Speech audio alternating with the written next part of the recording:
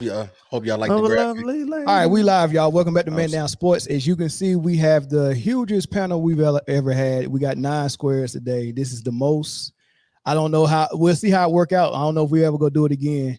But we're gonna try to do our best, man, and we're gonna bring y'all some good content, man. So right now we are streaming on Facebook and YouTube on multiple platforms, and we streaming also on Sports T, and we're also streaming on Sideline Speaks. And we got a guest today, my homeboy, one of my Navy vets, Sports and Fitness Rants. He's here. Everybody's personal YouTube channels are in the linked in the description, including our guest, Sports and Fitness Rants. We got a lot of good topics. I mean, you see the rundown, but it's just one topic, but we got about four more topics that we got to get into, man. But this is just one I thought was just hilarious that I wanted to start with. What else I want to say? We are taking live call-ins today. We appreciate everybody here. Also, NFL Week 1 is in the books. We're gonna discuss that. Mm-hmm. And other than that, man, how y'all doing, man? Y'all ready for a good show? Let's do it. Yeah. We got sports back. We got a lot of stuff. We got a lot of stuff we could talk about. Robin, tell us about your channel, bro, and tell us where everybody can find you. They already know me, man. You guys know the deal, man. Sports and Fitness Rants. It's all about setting the record straight, stopping the lies, stopping the narratives, man. You guys know that, man. It's all about standing up, man. So once again, I want to thank you guys for allowing me on your panel, man. Much respect to my man Mel. Shout out to all you guys out there, man. Everybody doing their thing. Thank you, guys. I'm humble. Thank you. Easy day. Easy. Anybody else got anything before we start? Make sure y'all Instagram live don't accidentally turn on while we film. Man, what? Don't drop your phone, man. Don't drop your phone. Man, go to live. Don't click drop the lock button before you put the phone down. Yeah, we timing you in every motherfucking thing. You know what I'm saying? If it's not a substantial amount of time that has passed, we will be on your ass. So don't worry about it. You gotta go longer than a heavyweight championship round fight. Well, hold on. Let's hold off on that. We'll go get to that real shortly. But two things I want to take care of first. Number one is, as you come in, hit the like button.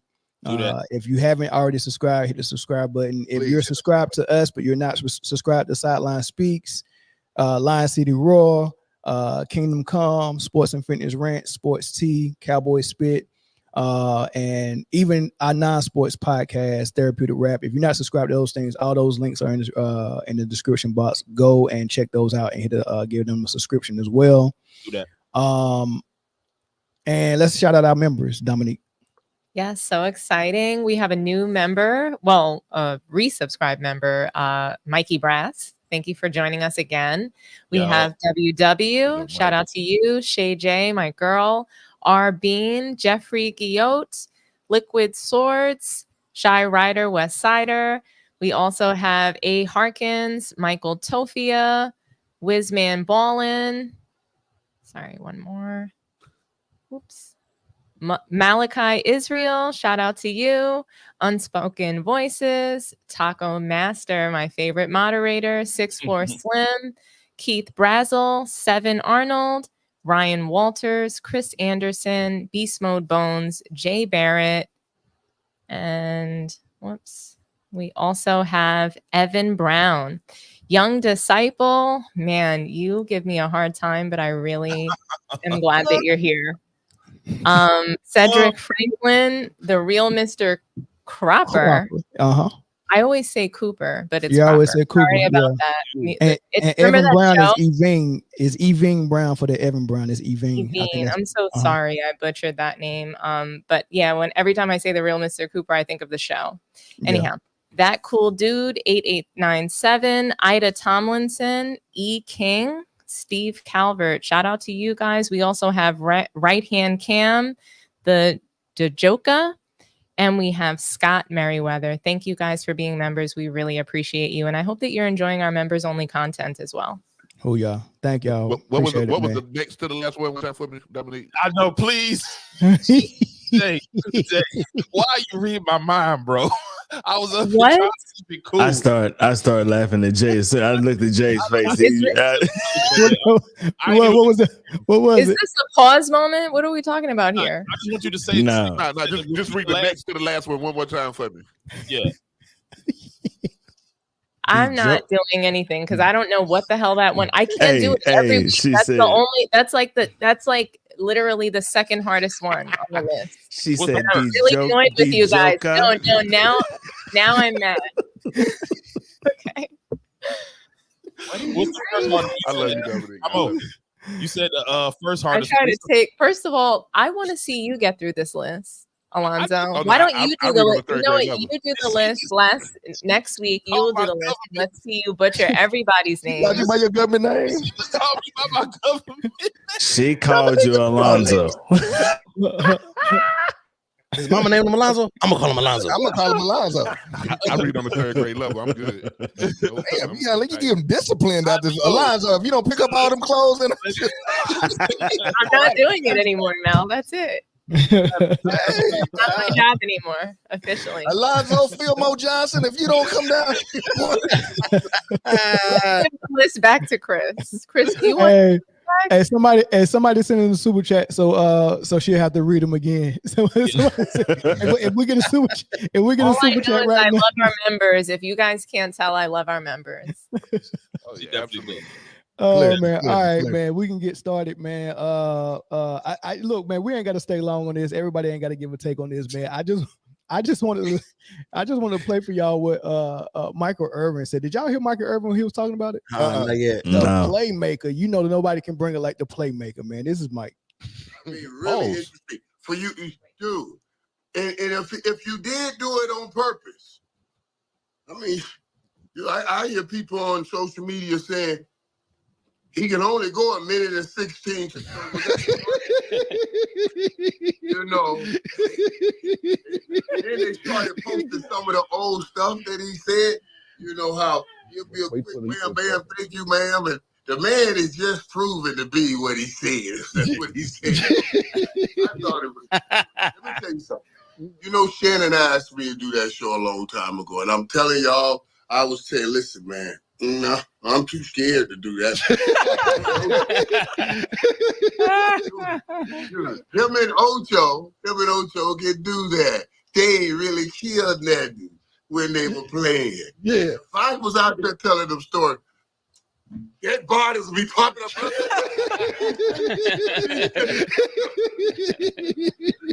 I got too many dead bodies out there around. I ain't seen it. My man Mike Marlowe from The Wire, he got him in the vacant. Hey, if he played it though, if he Kim Kardashian is to get out there like you said and all of that stuff, I would have just made it sound like I was a marathon man.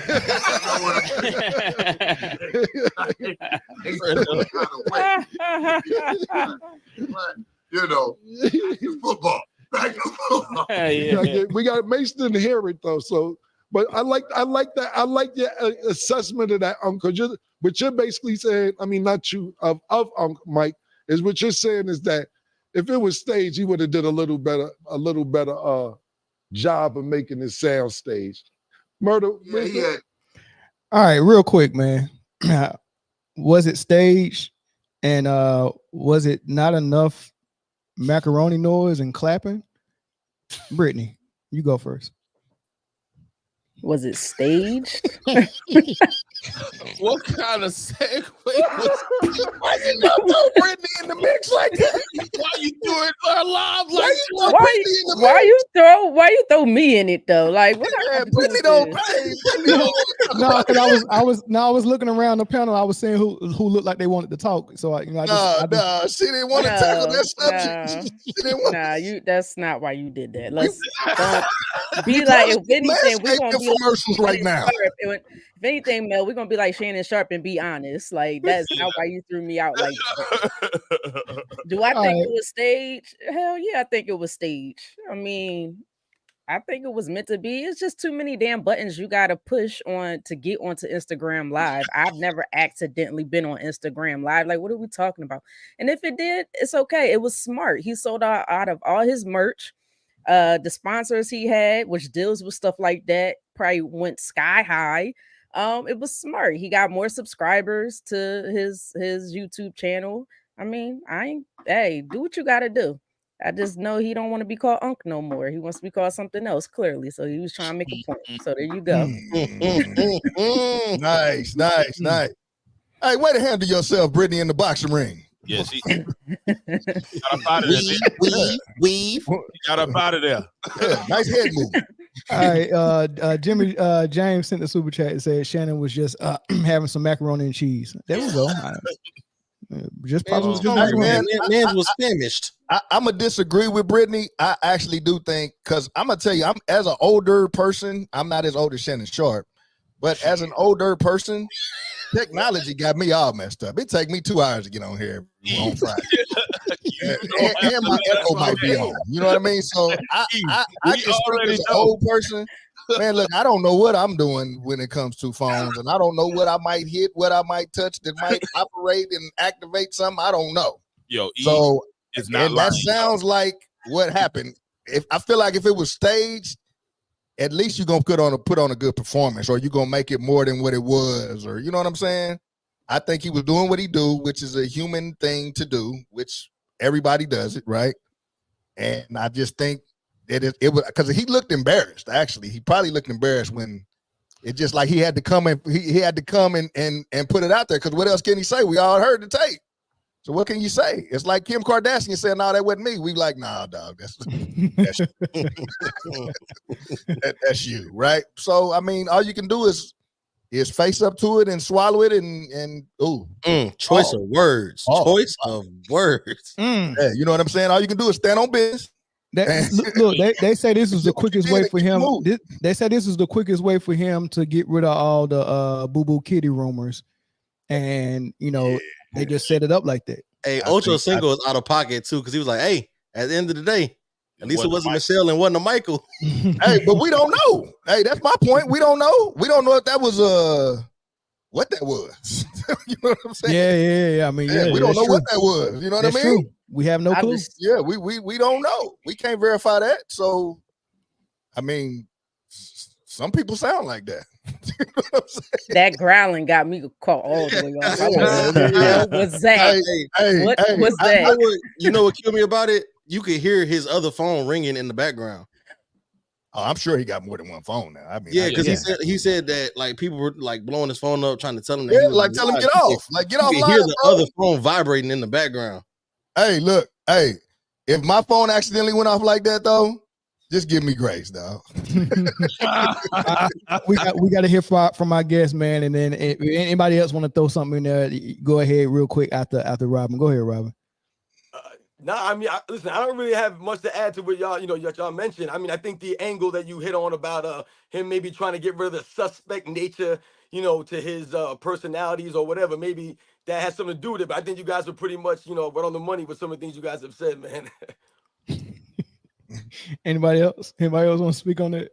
No. Yeah, Michael Irvin was hilarious, bro. Hey, man, I want to talk about Playmaker. No. I believe him, just like I believe Eric. Y'all need to believe Eric about him saying he have a hard time with technology. And I got a hard time with technology. I ain't gonna lie to you. Yeah, that's I got bodies out there, and I believe him.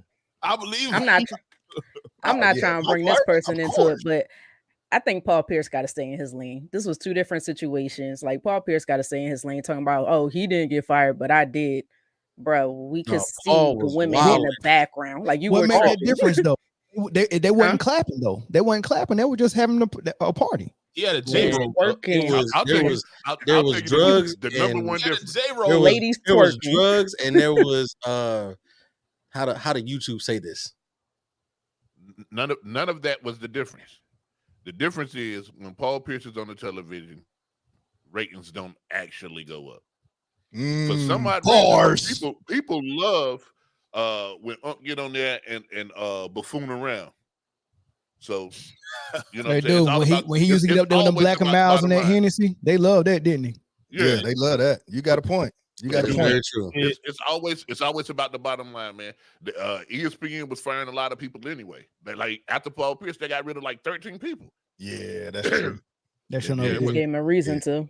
Yeah. Do y'all think he deserved to be fired though? I don't. Nah, I mean, I would say yes. I wouldn't want nobody that dumb on my at my network. Like, dude, seriously, like what seriously. you trying to say? No, I'm just saying. No, look, like I'm saying, because he really think that we that stupid. Where you got to open the IG app, you got to hit the plus sign. The plus sign is going to ask you, do you want to upload a video? Do you want to go live, or do you want to upload a picture? Then you got to hit live. And then it's like 5 things you got to do in order to go live. It's a lot less than that now. Okay, what is I it? accidentally went live today. Oh, come on, Jay. No. 2 weeks notice. You don't want to hear the baby. Hey, turn in your resignation, Jay. You got to share this job story. I can't take it. I do think that he did it on purpose. I think he did it on purpose, but I also think that everybody was in on it with him because his job was just instantly, mysteriously safe. Stephen A knew that he was going to do this, and he got him he probably went to the network before he did this live and probably told them like, hey, there's going to be some bullshit coming out about Shannon. We're just going to bypass that like we do Caitlyn's turnovers. And, I'm pretty sure Stephen A. Smith was in there holding the mic. You know that boom mic. Hey, I'm not about to put that on that mic. Check this out. Like, I'm out of that one. on the floor. The phone is on the floor. How is I'm out of that one. Whoa. Too How do personal. you hear him like that? Can't The phone comment is on on that the one. floor. I'm not gonna put that on that. Not doing Shout that. out to Dreamers Pro in the house, man. The phone was on the floor. So if the phone is on the floor, how do we hear Michelle? We hear everything. It was clear that Mike. He had a laugh. He on the He laugh. said he threw it on the bed. He had the lapel mic. He said it was on the bed. He said it was He right said he next threw it to on him. the bed. He said he threw it on the bed. He got a Samsung. That's how you hear it. Yeah. He got a Samsung, man. Y'all not used to that. You know what I'm saying? That might was good. That sounds like a roll I don't think tide, you did Mike. it, man. Because if that was the if I was gonna do it on purpose, I'm gonna make it a show. You gonna sauce it up? Yeah, I'm gonna sauce it up. But you know what? If he would have made it a show, he probably definitely would have got fired. Enough. Right. He did just enough. It was the drag overboard with I'm it. gonna put my phone to the side like this, like. Listen, there was when no. he started bragging, And I then knew he would have got fired. There was no skin. There was no skin was face been out. shown. There was no nudity. It was just noise enough to just be enough for you to speculate. Right. That sound calculated, but that It sound was no calculated to me. There's shakings, none of there's that. nothing It you could do by very well mistake. be calculated. What Paul Pierce did was a mistake because it seemed way too much. When you're in the privacy of your home, you don't come right to the line and don't cross it. You come right to the line and don't cross it when you know you got an audience. And he didn't cross that line. He was like, I can't get fired. There's no face, no case. All this crazy stuff, man. I mean, they told him how to It execute it sounds- so that he didn't get fired. He was like, look, Yeah. you can go this far with this because I'm tired of Now- these gay now, rumors hold about on, you hold too. correct. Stephen A was tired of the gay rumors too. The whole network was probably tired of it. He jumped out of that van with the purse on, with the his legs all stance. cocked. Look, but Jay, There's a whole bunch of people wearing them purses, though. Jay, before you say that, it wasn't even softcore P word. It was just below that. Cause with softcore, you still see You breasts. gotta see something. You might still see some gyration or whatever, but you just can't see penetration. He didn't even go that far. He was like, I'm just gonna give you the audio. You can see the ceiling, and I'm gonna make sure I say Michelle so you know it's a girl. And I'm gonna make sure I growl just so you can know it's all this crazy stuff. Man, come on, man. That boy got his I know it's DMX when I see on. one. Hey, man, look. That wasn't no DMX. I don't know what the heck that Go was. ahead, Jay. The problem with that is that no dude that you know, including yourself, would release a TikTok. Like, dude, that was 90 seconds or something like that. You know what I'm saying? So now that he's stopping future potential bondage. Like a chick said, man, I'm not going way over there. I'm not catching no Uber way over there. Crazy. Wait, so is that scaring any ladies away? That 2 minutes of no. Ocho said the opposite. Ocho said his phone gonna be popping more than ever now. Exactly. What They you gonna, say, they gonna Dominique? want to. They gonna want to know. Like I can go get laundry done. It's a lot of shit I can do. Man, them young ladies not leaving the crib for 2 minutes. Shit. You gotta drive Look, all the way they be like, across. look, 76 hey, seconds. let me put this 90 second rice in the microwave, and I'll be done before the rice is done. You can't in the even bathroom. play Hold that on, little not song, 2 I minute Just Wanna Rock. Let me put the 90 second rice in the microwave, and we'll be done before the rice is done. Hold on, rice 90 seconds now. Yeah, Uncle Ben's got some 90-second pouches. I got some. Jeez, Yeah. Hey, That shit clutch when you don't want to wait like 30 minutes for the rice to get done, man. Lord have mercy, A better man. question. When A better it- question. Hey, don't worry about the rice. It's cool. Hold on. A better question is why I can did you finish choose my that homework. picture I of can do all Shannon kind Sharp? of shit. Huh? Go ahead, Jay. Why I'm did you sorry. choose that picture, man? Which picture? The one at the bottom.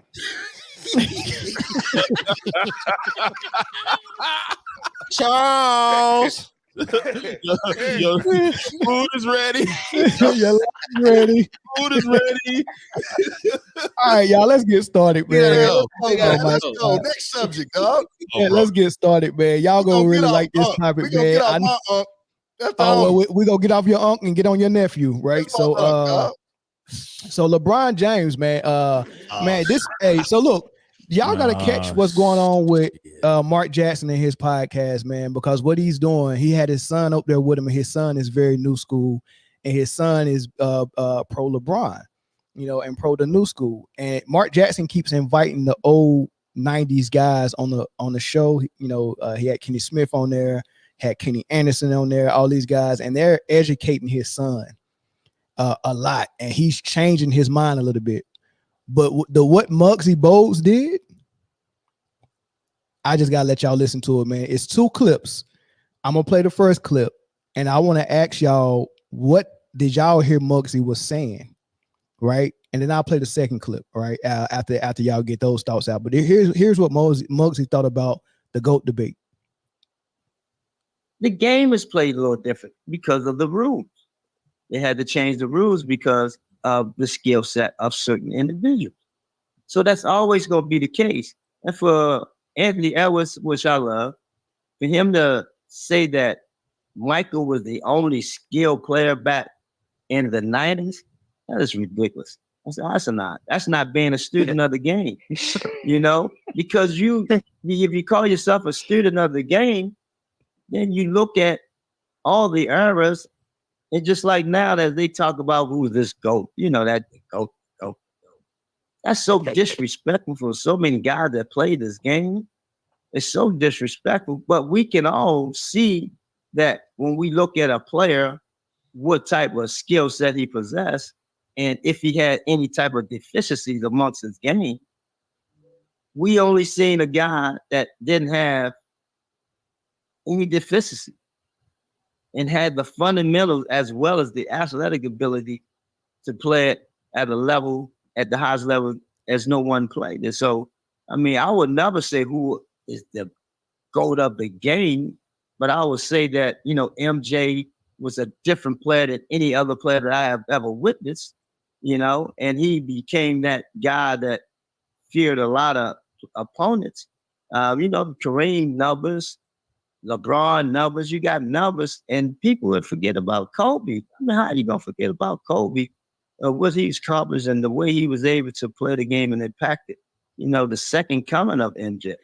So it's really, it's sad that folks think if they call themselves a student of the game, if they can't see that full vision of all the players that came through the league and how they was able to impact the league, the Jerry West. You just keep going on about the Oscar Robertson, these guys that played the game, how they impact the game in terms of who is the best player that ever played this game.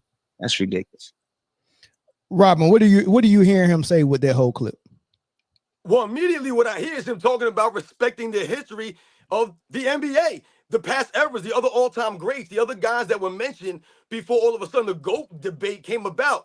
And this is part of the reason why I decided to make a channel, because all of a sudden one day I woke up and LeBron James was right behind Michael Jordan. And all of a sudden it was only between Michael Jordan and LeBron James, there was no one being mentioned anymore. So that's what Muggsy Bogues is talking about. No one talks about Kobe Bryant. No one mentions Kobe Bryant. No one mentions the other all-time great players in this so-called GOAT debate, like Muggsy Bogues said, which we all know there is no real true debate with Michael Jordan and a LeBron James. But this is what he's talking about, respecting the eras, the other all-time great players, that came in the past, the Will Chamberlains, the Kareem Abdul-Jabbars, the Magic Johnsons, the Larry Birds, the Dr. J's, the Bill Russells, all these other players that came before them, the Elgin Baylors, the Jerry West, like you mentioned. So that's what I hear when I hear Muggsy Bogues speak.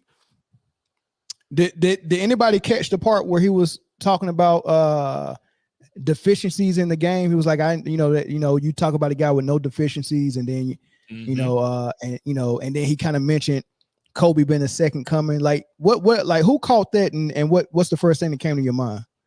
First thing that came to my mind was, who's the GOAT? Mike, right? Who's the closest thing to Mike? Kobe. So how the hell can you forget that?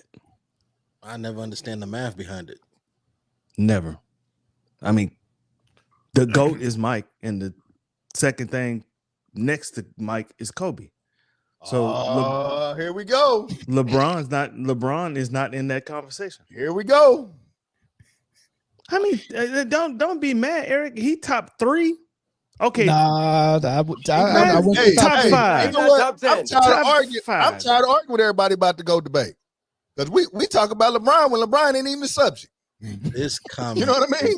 This we talk about LeBron. LeBron ain't did nothing. He kind of is the subject, though. Listen, what I'm saying. It's a GOAT debate.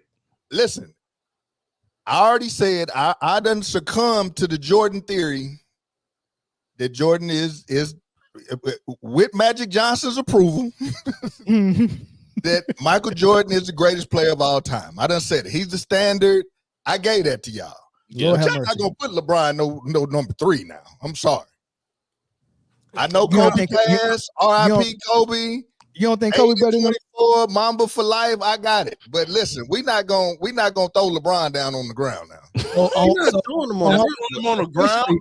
Officially on the Man Down podcast, Man Down Sports Channel, the Man Down panel, officially, we're all admitting that Michael Jordan is the best we've ever seen. Yes. So this argument is over. And I'm tired of arguing with you. I'm just tired, especially Dominique. So Jay not there yet. Okay, go ahead, Jay. I first of all, I've been there. You know that. You absolutely know that. What I'm saying is the problem with the whole GOAT debate is how people are trying to determine the GOAT. And Muggsy Bogues spoke to this. You talk about numbers and stats. Then even going to championships, none of that actually determines who's the best player you ever seen. First, what you got to do is look. And then when you look at somebody's game, you're like, hey, what can they do? What can they do well? What can't they do? And then when you answer those questions, hey, what can Mike do? Everything. What can he do well? Damn near everything. What can he do? Jay, can I ask you a question? Sure. If you was 280 and 6'8", what would be your best skill set? Your size, right? Playing football. I'm just saying. Skill set defensive end. I'm just saying. If you play basketball, John Coffey, and you was athletic enough, and you make more money, right? Because NBA players make more money than NFL players. Yeah. What would be your best thing to do? It would be to drive to the hole and dunk the ball or lay it up or like. Listen, how much skill set do you need to be 6'8" and 280? That can be your best. I made this argument. That could be your best skill, but it can't be your only skill. Oh shit! Here we go. Now this is only. I made this argument. Kind of got a a long point. time ago. Come on, and me and Melvin, we my went bad, back and forth about this between greatness and dominance. You know what I'm saying? Sometimes being dominant don't equate to being great, or being the most dominant don't make you the greatest of whatever. You know what I'm saying? And if you're talking about GOATs, no matter what you're talking about, there's only one GOAT ever, and his name is James Todd Smith. Yeah, he did make that. He did make that name up, man. I want to hear from Chris, Zoe, and the ladies, though, because y'all just sitting here waiting y'all turn and acting like we ain't got a full panel that y'all need to jump in real quick. Y'all just go make me do my job tonight, and I don't really like that. So I really need y'all to interject. No, but I agree, and I've been saying this for a while. I mean, we a lot of people, the masses, for the most part, say that Kobe is the second coming of Mike. Kobe is the closest thing to Mike, and I just feel like you can't put somebody over somebody who's a carbon copy of the greatest, right? I think you have to have, if somebody put in the work to emulate the greatest and became close to the greatest, somebody who didn't do any of that can't be put over the person that put that work in. As So a for player, me, I disagree with yeah, that. as a player. As a player. But if Kobe became the closest thing to Mike, but then he didn't win, and LeBron got these four with their one fraudulent bubble championship, and Kobe only had one or two, then there's a conversation. This is a conversation. Like where Kobe, it'll be just like Kevin Durant and LeBron.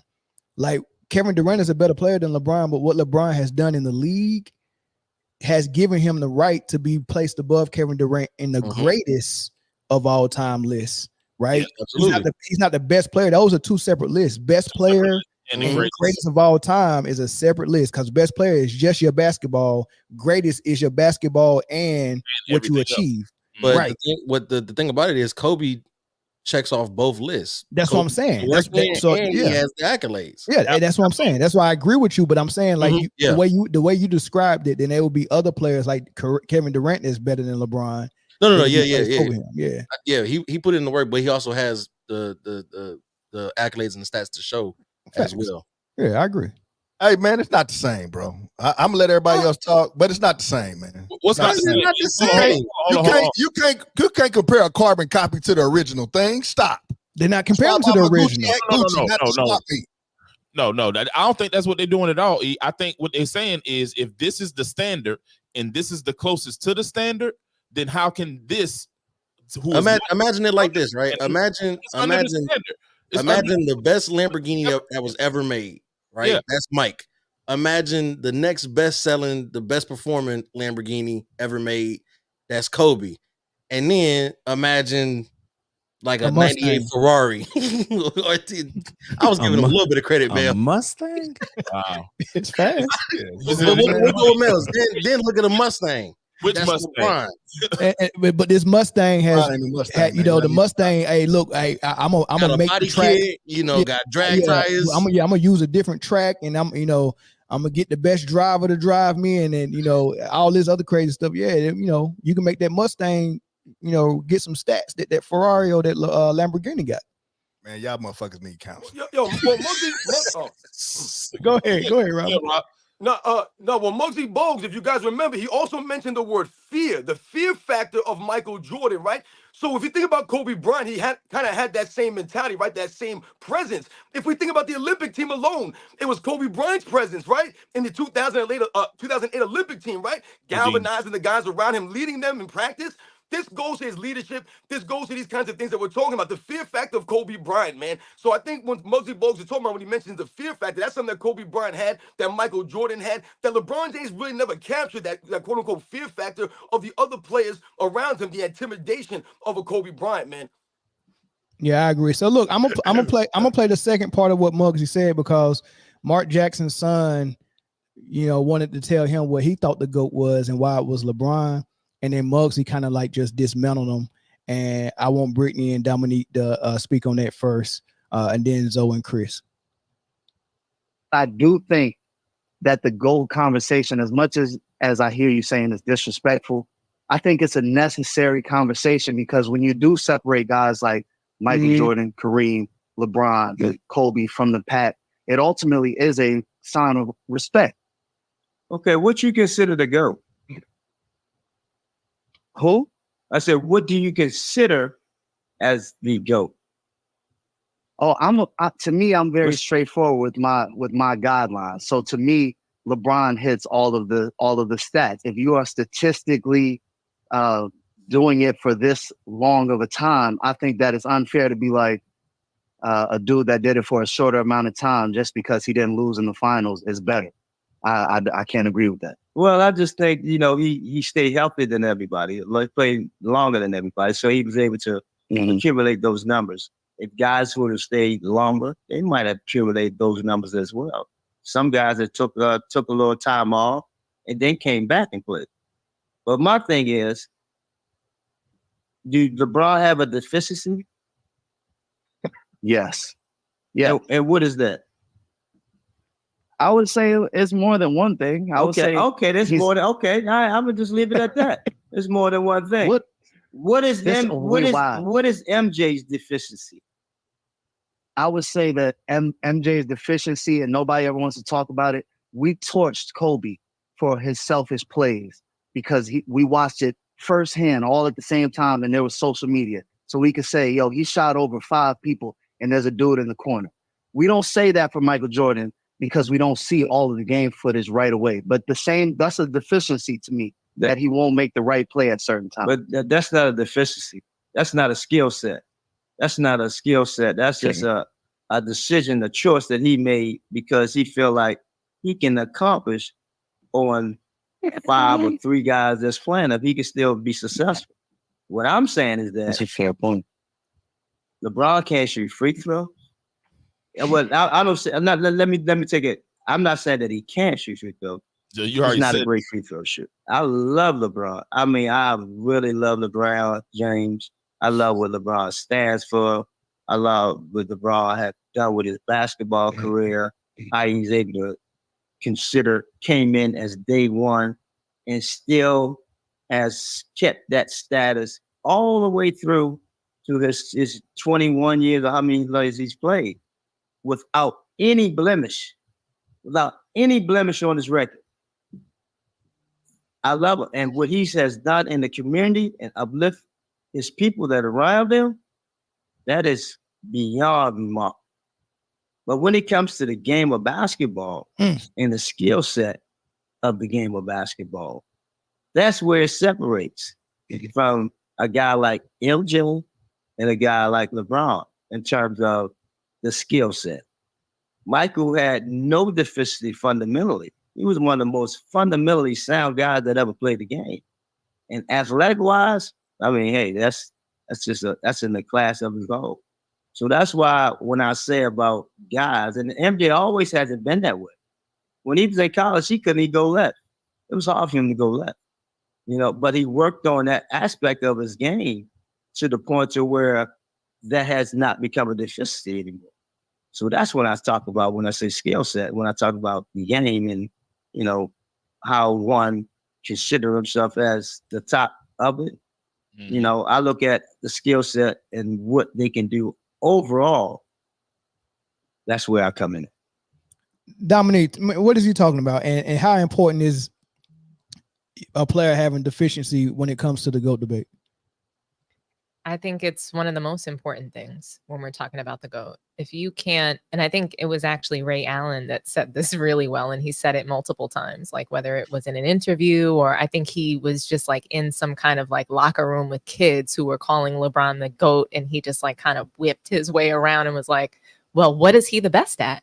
Can he dribble the ball the best? Can he shoot the ball the best? Can he handle the ball the best? I mean, he just went off on these kids, and it was just like, they couldn't say that LeBron does anything the best. And I think that none of us here on this panel think that LeBron is the GOAT. I mean, besides maybe Eric, you think that he's 2, which to me, that's like saying he's the GOAT still. And that's okay. But I think that we can all say something that he does very well or the best, which is bum rush the lane. So he does that very... There's nothing wrong with being the best bum rusher of the lane. I mean, there's something wrong with running over defenders, and like it's rugby or carrying the ball over your head or traveling into the paint. Those things are wrong. But bum rushing the lane and knowing that that's your best way to score, I'm not mad at that. We should be calling him the most dominant player, maybe not Shaq, right? But instead, he wants to be called the GOAT, and that's what his fans want. So when we're talking about somebody who should have been a power forward and glorified in that position, and we're trying to call him the GOAT, that's what makes the deficiencies really important. That's what makes all of us on the panel, except Eric, look like a hater, and we need therapy. And, we need to make sure that when we're talking about LeBron, and the biggest thing that I noticed that Muggsy Bogues did was he had to mention who he was as a person, a father, a husband, a philanthropist. He has to lick his feet as the king, instead of just talking straight hoops. It's And he was crazy about how to. we can. Yeah, I mean, he just talked straight basketball. He didn't talk about decision making. He didn't talk about anything emotional. He didn't talk about anything. I never saw so and so do this. You have to beat this person. It wasn't about any of that. It was just about what he sees on the floor, just about the skill sets of both players as a player. And so I really liked it because it wasn't a dig at any era. It's just saying, hey, we had some things that you guys don't today. You're playing a different brand of basketball that is about entertainment, that's not about skill, that's has nothing to do with the fundamentals of basketball, and that's going away and potentially ruining the sport. So shout out to you, Muggsy Bogues. You were a 5'3" monster. Michael Jordan said that right. So shout out to you. I don't know about no 5. I don't know about no monster. He was a 5'3". He could jump out the gym. I'm He not could calling jump him no out monster. the I'm gym. not calling him no monster. I'm sorry. Britne, jump in there. First, it was the licking of the feet. I'm not calling him no monster. Have you seen his I face? mean- It's monsters. He was really good. He was really good, but he knew he had to say that because he was going to get murdered by the media. Yeah, I'm with you on that, but still, the Muggsy slander, Jay. We ain't doing no Muggsy slander over. That's Muggsy, baby. Right. Hey, That's you know, Muggsy. you know where I'm from, man. Yeah, but you just got on that man mug on his face, and that's not why they call him Muggsy. He told they he. call him Muggsy. That's not why they call him Muggsy. That's They said when he was born, he looked like a 50-year-old gangster. Oh, hey, Britne, jump in. This the last segment where I'm inviting people in to have a conversation, man. Stop being so polite and freaking cut people off and jump in here, man. There's too many of us in here. I'm not about to orchestrate. All right, I'm gonna cut you off now because thank you. Okay, let me cut you off. But no, Yes, I mean ma'am. Dominique basically made all the points I was ready to sit here and make as far as when we look at basketball, just going for skill set. There's nothing that LeBron James doesn't. I have a lot of respect for him. I do.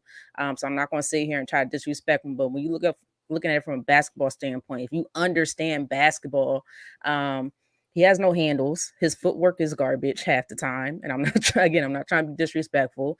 He really is just big and physical. So that's kind of, and then at the time, if we really sit back and think about it, when he was coming into the league, and in my opinion, Kobe Bryant was, if I can recall, he had a situation going on where the NBA didn't really like, certain people didn't really like. So at that time, they were then looking to push, to me, somebody else up. And LeBron James, granted, he was a fantastic player in high school and so forth. So they said, you know what, we could take this opportunity to push him up and try our best to push Kobe out. But Kobe had the mentality of, you're not going to push me out. This is my time. This is my league. And you're not going to take it away from me. So, I mean, everything that you guys said, I basically agree with. You know, I think there was a lot of deficiencies in LeBron James games that you just don't see in Michael Jordan. And one of the biggest ones to me, which kind of I became not a huge fan of LeBron, was when he quit. The moment he quit, I was out. That irritated me. Yeah. Since then, I think that's when he went from the Cavs to the Heat, I believe, when he took his jersey off. And actually during the game, the last game, you could tell he wasn't even playing hard, and it pissed me off at the time because I was such a competitor, and at the time I was playing basketball, and I was like, okay, I could become a fan of his, but when I seen that, I said, no, I can't. I don't have respect. But you know, the things that he does in his personal life, I have a respect for you. Seems like a good man, from my understanding. Kudos, but you're not going to be one or two. Because I just can't put you up there. You don't have the skill set for that. Hey, Britne, can I ask you a question? Hold on. It's basketball. It's simple basketball. That's all. We're talking about basketball. I commend you once again for being what you are outside of basketball. Right. Muggsy was about to say it. He said, what is his deficiency? He can't shoot free throws. And he immediately stopped himself and said, wait a minute. Well, let me go ahead and give him his praise real quick, because I'm about to let you know that skill-wise, it's never been a conversation. Never. Ever been a conversation. And he could have kept going, though. He could have kept going. He could have went crazy on him. He held back, trying to be respectful of this man because of all that other stuff. but what you forcing people's hand to have to be disrespectful because you talking nonsense when you keep comparing skill-wise basketball to people who are supremely skilled just by the eye test. Like it gets old over and over and over and over and over again. People trying to compare. Okay, what does he do better than this guy? If you can tell me those things, I'll concede your argument. But if you can't tell me nothing that he does better than anybody else in the league, he can't be the greatest. Can I ask Zoe and Britne a question then? Yes, sir. If you was 6'8", you know you was athletic, right? You know you was 280 pounds. You knew if you went to the hole, nobody could really stop you. Mm-hmm. You wouldn't use those attributes. Yeah, but the answer to that, that's the reason why he's not the best. Don't answer for him, Mel. No, I most certainly would, and I'm not criticizing LeBron for using that to his advantage. But you're not finna tell me that's skill. What did James Harden say about Giannis that one time? I wish I was 7 feet to run and dunk the ball. That's not the a same skill. thing. That's not a skill. So commend him for doing it, and he did it his way. But that's fine. Yes, I would do it too. I understand, but I don't expect myself to be compared to a GOAT if that's all I did. All right, we got a phone call. Chris from Raleigh, North Carolina. What's up, big dog? Oh man. Hey man, y'all know I had to spin the block with another one, man. All right, hey Zoe and Chris, this is your witness. I'm tapping out on this one. Yeah, go ahead. Go ahead, Chris. What's up? Hey, before we start, man, I see everybody in here, right? Right? I don't see Lil Bill. Where my boy at? But what's my man name right here in the red shirt? Who? Oh, sports and fitness. Sports and fitness. What up, man? What's going on, dog? One man in a red shirt. I did think about that. What's going on, bro? What's going on? Yeah. Yo, are you rubbing your hands like? That man was on the phone like, yeah. Shannon Sharp. You on IG Live right now? Right. This man on IG Live, man. Okay, go ahead and get to the point. I was about to say something. I was gonna cook them online, but I ain't gonna do them like that. Okay. But wait, anyway. You got to do it. You called up, and then you got to follow through, my man. Don't be LeBron James and I quit. ain't gonna do it. I'm gonna let you go. I'm gonna let you go. Come on, baby. You call I'll me see in a you red again. shirt? I'm gonna get you, man. I'm gonna get you because you look like you know you can't get me. Ricky Rubio looking at baby. You know that. Come on, Shannon Sharp. But all right, man. Anyways, man. Put some respect on LeBron James' name, man. Put some respect on LeBron James, man. Please. How do we do that? The dude, he was the #1 pick slap out of high school, man. He was. The last person before him that was the first pick out of high school was a bust. Most hyped athlete of all time is LeBron James. It's not a question. Of all sports, LeBron James is the most hyped to come out of high school. You just called LeBron James Caitlin Clark. Facts. When they start putting the amount of hype on Hall of Fame, because I done cooked y'all with stats with Caitlin Clark. So just stop.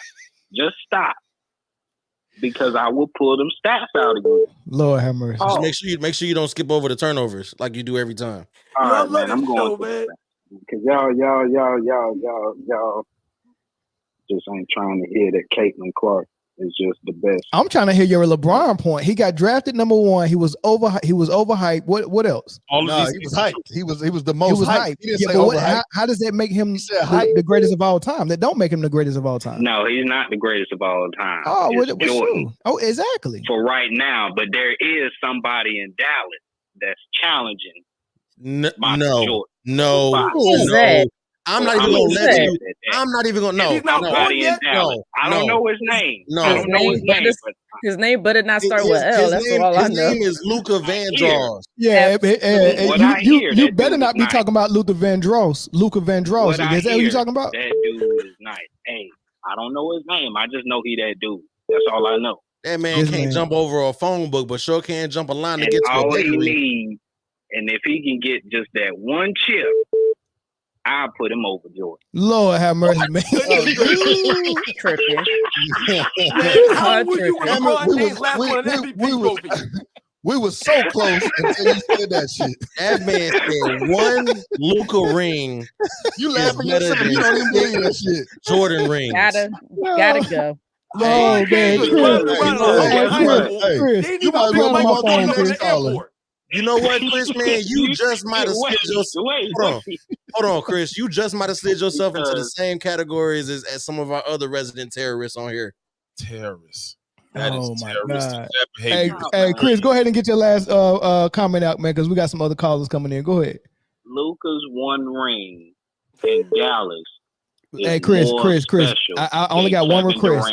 Chris, I only got one request. Chris, if you go come on, I gotta make my boy mad. Well, hold on, Chris. You ain't gonna make me mad when you spouting dumb bullshit like that. If you go come on the panel and cap, I got one request. When you refer to Luka, please say Luka Vandross, please. Until he lose that weight. He gonna be Luka. You need to say that's my Luka. And if you don't know, now you know. All right, Chris. I'm gone. All right. Damn, I was with him till he said the rest of He that. said one Luka ring gonna top 6. You gotta, hey, you know the reality of it is though, man. Okay, I give y'all that, right? If you want to critique LeBron, say he didn't work on his game, he didn't. Some areas he probably should have improved on, he didn't improve on. I give you that. But come on, man. Yeah. Hey, Funky Town, cut your YouTube off in the background. You got about 1 minute because I got 2 more phone calls I'm trying to get in before we go to the next topic. Go ahead. You're good. How's everybody doing this evening? We're good. What up, Funk? All right. Hey, last caller over here in Metroplex. They got 3 principalities up here. Got him on warrant for skipping lines at Golden Corral, knocking little children down. He ain't lying. He is not lying. I'll tell him that brother loves a buffet. Lord have mercy. Tubby ass. Anyway, when it comes to you know the LeBron thing, as I always ask, just tell me the Jason Terry level player that busted Michael Jordan's ass in the final series. I just need somebody, Eric, to tell me who that is. Who did that? Hey, we're gonna have to leave Eric alone because he already done admitted that you know that he. I know, and I shouldn't play with my food, but the point is, he's still up there going with these behind the back, passive aggressive. Y'all got to put respect on people's names. I don't respect that joker for nothing.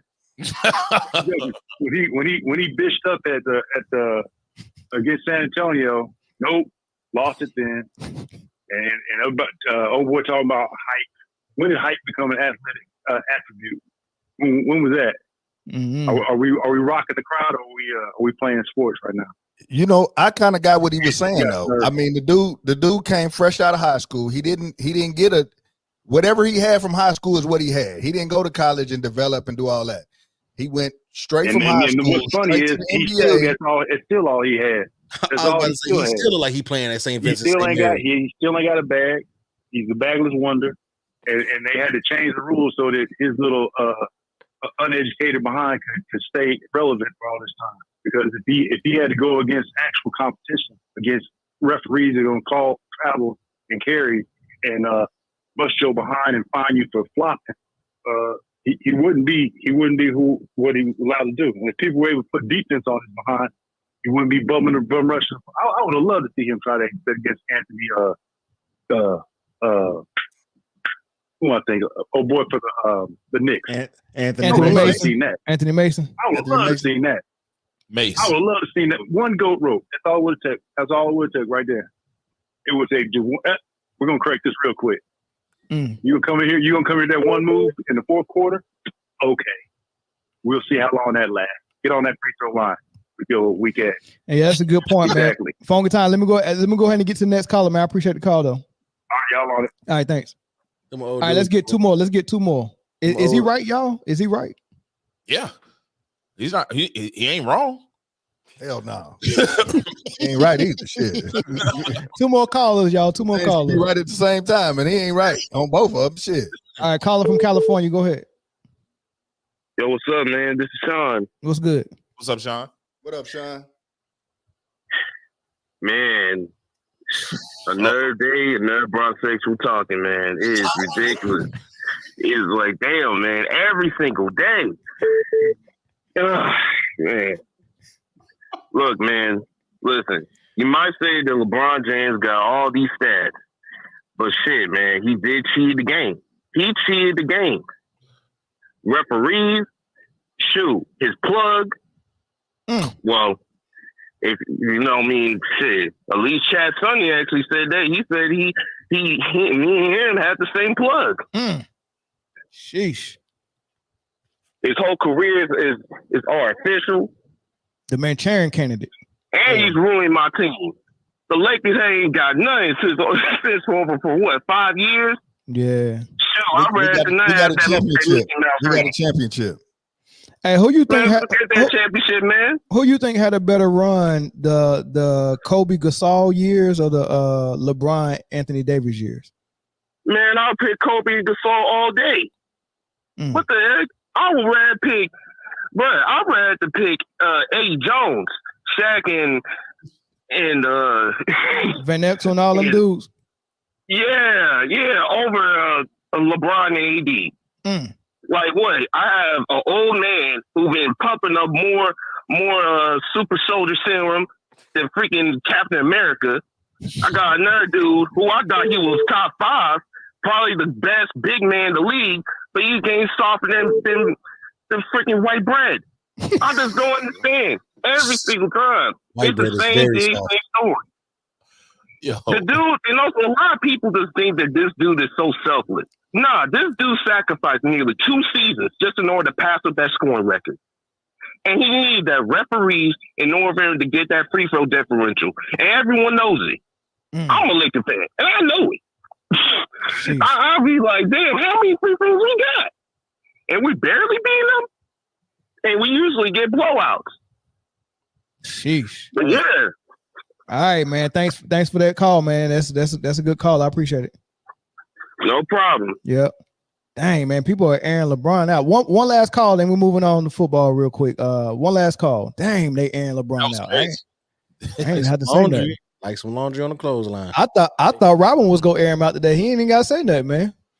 You got a night off. You got a night off tonight, man. They saying it for you. Yo, you know why? Listen, because people are becoming educated, man. They seeing the light. They understand. They know the deal. Yeah. All right. Last caller running from Ohio. Go ahead, bro. What's going on, people? How y'all doing? What's happening? What's up, man? What up? Hey, man. Listen, I try to keep it short, but this is what I'll say, man, because I think that timing too. We got to understand timing too, as far as what was going on with the league at the time, with the whole Kobe situation. Because remember the thing with Colorado, there was a lot of other stuff too that went on with Kobe as far as why the league didn't push him. And then you got this great player coming out of high school who's making a lot of noise, and there's a lot of potential, and it's looking like, you know, there's a lot of promise here.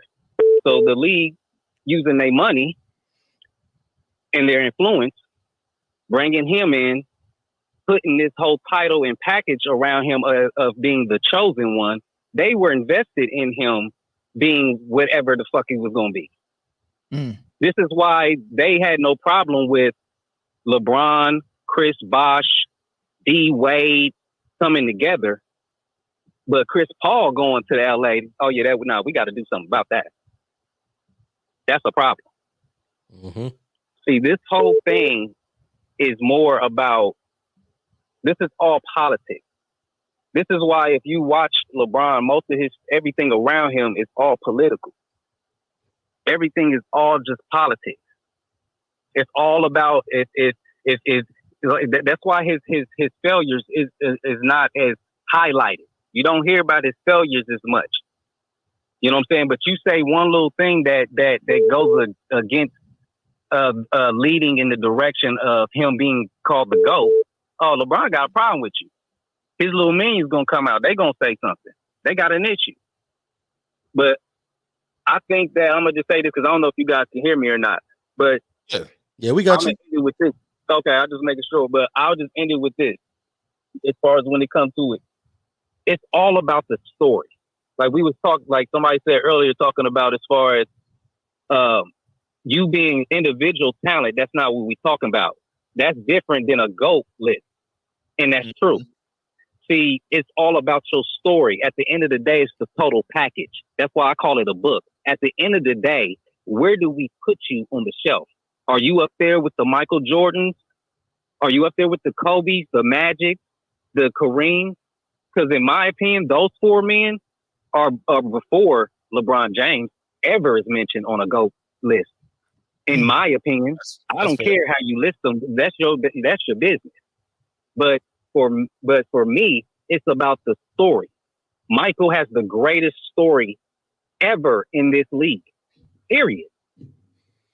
Kobe Bryant, his story is amazing.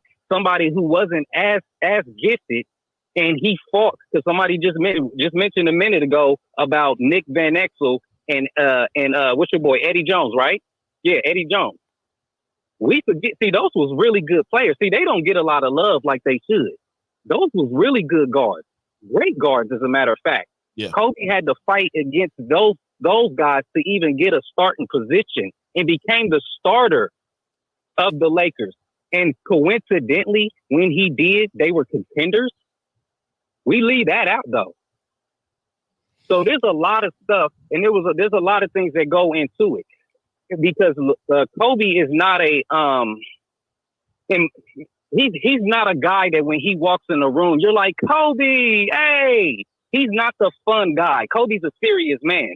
Just like Michael. Michael's a serious man. But Michael was so great, they had no choice but to accept how Michael was. Because really, if you watch The Last Dance, if you listen to everybody that talks about him being an asshole, they're laughing about it.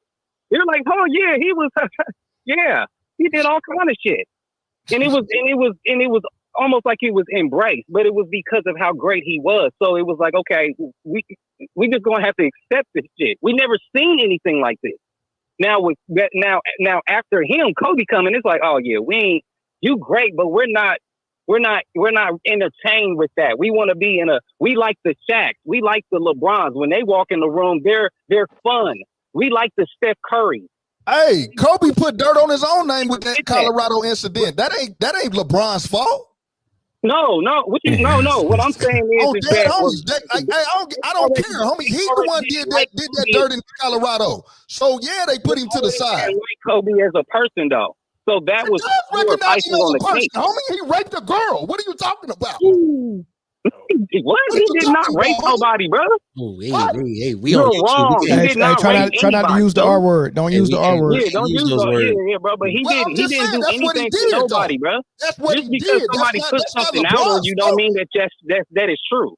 Just because somebody put something out on you don't mean it's true. No, it is true. I investigated the case. It is true.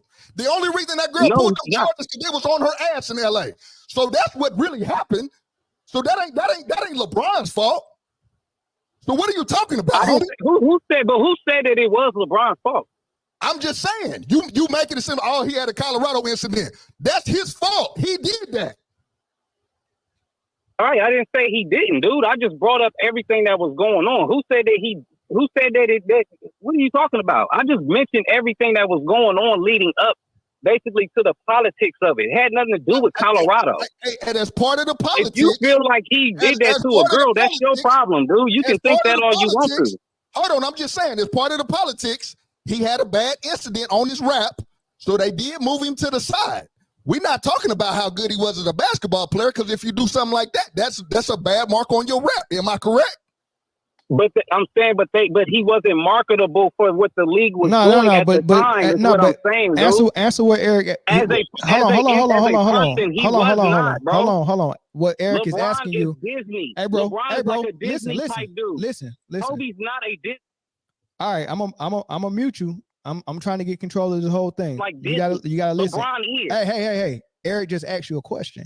He's saying if you have something like that on your record, isn't it common sense that you move him to the side? No matter if it's NFL or NBA, whatever the case may be, happened. I'm not saying that it didn't play a part. It most definitely did. What I'm saying is that I don't believe that was the main factor of it. And that's what Ben, so appreciate you. Ben Roethlisberger had about 6 or 7 on his case, and they never moved him to And the you know side. the difference between Kobe and Ben Roethlisberger? Oh, no doubt. I mean, there's no question about that. E. That's not what I'm saying. But first of all, right, I don't think anybody's trying to discredit LeBron. And this is the type of conversation that you get in with LeBron fans. Like, if you say anything about LeBron that's in a negative light, this is the type of reaction that you get. Yeah. Hey, real quick, I got another call on the phone. John, what's going on, brother? Hey, what's up, bro? Hey, man, you know it's your boy. You know I'm your inside source of everything out here. Hey, John. in LA. Hey, John, my man down in LA, man. Eric, he said if we ever come to Lakers game, you know, he do security out there at one of the hotels, man. And you know what I'm saying? He tell him to look out, baby. Hey, you know how we do. Hey, you still gonna keep your word on that? Cause we coming to LA. Hold on, just y'all too. Y'all forget I'm here every Monday. I'm here every Monday. Y'all forget I'm in Cali too. I know you're in Cali, homie. Anytime you come down, Chris, you know we got you. I can come to San Diego Cali. Padres. So you drive all the way to San Diego now? I'm moving on off to San Diego, man. New director of security. San Diego okay. Padres. So we gonna have to get lunch then, because you ain't that far from me now. All right, but go ahead with your thoughts, though. So to my man with the Kansas City Chiefs flag in the back, LeBron sexual over there. Hey man, hey, first of all, that's my brother, man. We ain't gonna call him no LeBron sexual, man. Yeah, ain't nothing LeBron sexual about me, homie. Real talk. I've been doing executive protection work for over 30 plus years, all right? Out here in LA and everything. I know everybody's dirt. So if I really want to drop that book, I'll drop that book. But I'll just say this. LeBron ain't squeaky clean, all right? For those that don't know, he get down on the lowdown. I've been at these hotel parties with him. So his dirty just come out. But at the end of the day, he's going to do what he's going to do. But there's nobody better than Michael Jordan. We just going to state facts as facts. And we agree to that. We agree. I conceded because I'm tired of arguing with Melvin. I can't even pay him a visit. Hey, Eric, we've never argued about this, Eric. We've never argued. I'll be quiet on this. Hey, Mel, he said he tired of arguing with you. But I got a question though. Why hasn't his dirt come out? Because he got a good PR team. He got a team. Period. He got people that make money no dirt on no off man him. name like This is that. what my point I ain't about to throw no dirt. I ain't about to throw no dirt on no man name. He got a great PR team. It's a machine. It ain't even a team. Thank you. It's a whole machine. It's other people that make money off of LeBron, and if they know something, they're not going to tell either. Bro, you know how many times I've been ran up on my guy talking about, let me get this security footage, or how much for this, how much for that. Come on now. Hey man, let me ask you a question though. Let me ask you a question. Come to light anyway though. Let me ask you a question though. If Kobe had that, would that case went differently? Bro, hey, listen. Hey, that's a very listen, homie. And I didn't mean to get excited on the panel. That girl wanted to get paid. Hey, no, it had nothing to do with her getting paid, homie. It had nothing to do with her getting paid. Had nothing to do with her getting paid. Had nothing to do with it. Hey, Mel, can I get a piece? Yeah, go ahead. Go ahead. It has nothing to do with her getting paid, homie. That man did that to that girl, homie. I investigated the case in depth. It was part of one of a school I went to. So they presented all the evidence. Everybody in the class, it was like 22 people. All of them agreed that they didn't put Kobe's name in it, but they presented the case, right? So when they presented the case, they said all the things that happened, the time the girl, the timelines, everything matched up, right? So what happened was when they got done presenting the whole case, everybody in the class said, whoever did that, they did that offense, right? And I won't use the word. So when they was done presenting, everybody said the person was guilty. Then they said, this is the Kobe Bryant case. So when you start bringing up outside stuff about basketball, he was a great basketball player, nothing against him, man. God bless him, RIP, all that, right? But he did that deed regardless of what it is. So if that put a blemish on his record, then it is what it is, homie. So I don't subscribe to nothing like that. That's nothing I'm going to ever champion. I'm not giving you no pass on that. If anybody in my circle do anything like that, you out of my circle, straight up. So I don't subscribe to that. If that's something y'all want to say she got paid, no, she got pretty much bullied by LA fans, Laker fans in LA. And if you ever been to LA, you understand the politics of LA, you understand why she pulled the case and why she no longer pursued it, got some money, and moved on with her life. So that's the real about it. So I didn't even want to put that out there about my man, but we trying to put out, we trying to make him seem more than what it was. He's a human. He makes mistakes. He did what he did, but we're not gonna go out there and we're not gonna bash that woman's name like that. Yeah, Kobe made the mistakes off the court. LeBron made them on the court. Kobe's the third best player of all time. Second best player I've ever seen. Yeah, say one more thing, then we're moving on to our next topic. Yeah, last thing. To my lovely young lady at the bottom there. I saw your content a couple of days ago. Now, I'm a bodybuilder. I've been around the juice all my life. All I got to do is have LeBron take off his shirt and turn around, let me see that back, and let me see them shoulder blades. I know he's on that Falco. Hey, yo! Hey, yo! The deal just scared everybody. Yo! What just happened? I don't even understand what he just said. What did he say? Hell no! Hell no! Don't have him say it again. He's going to expose, basically looking at that he ain't doing no work in the gym. Hey, man, we appreciate your call, dog. Thank you for watching Sports Tea. That was Really wild. I'm not looking at outlandish. All right, man. Thank y'all for the call, man. God damn. I'm not looking at nobody's back. That's Hey, just, Robin, before we move on, sum all that up, man. What did she just hear? what did he just say? I don't even understand what he man, said. let me just say, this show is fantastic, man. My goodness, man. Listen, I got to come back on here. Yo, you guys, I'm just crazy, man. The callers that call into your show, my goodness, man, the audience you got coming in here. Sports Tea, I don't know what you're doing to them, but I got people in my comment section on my channel talking about you, girl. So I don't know what it is, man. I don't know. Man, this man said, tell LeBron, take that shirt off, turn around. Take that shirt off and look at that back. He said the problem was he said, "Look at that back." Like what? What do you mean that back? I missed it. I missed the point. Yeah, I missed it. We don't the way he just addressed LeBron on the phone was diabolical. That man said, Yeah, I didn't even get that one. I was like, what? Oh, man. Oh, man. Hey, man. We appreciate all the callers on that segment. Thank y'all for calling in. Appreciate it. Yeah, appreciate you. Oh, definitely. Ooh, boy, that was. Turn around and let me see that back. Turn around, take the shirt off, and let me see that back. What? Oh, man. That All hey, put that on the shirt, bro. Ultra Hey, pose moment. here, man. The champ is here, y'all. The champ is here. Are you? Are you not entertained?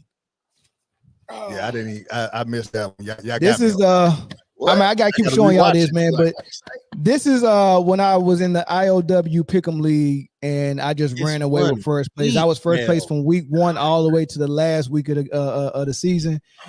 Give me my belt, give me my money. It was easy. I know how to pick the games, right? And it looked like I'm just picking off where I left off at, man. And I'm number one again. I'm taking your belt, Melvin. I'm number one. Just 1 week, man. 1 week. I'm saying though, it's a pattern. You know what's crazy? Hey, let me see, Mel. What picks did you make? They right there on the screen, baby. Read them and weep. Read them and weep. I just know for damn sure Mel is not picking both Ohio. You know what? I messed up, man. I picked Atlanta. Yeah, most people did. Yeah, I picked Atlanta. That's what. You know what? So just copy off my paper, man.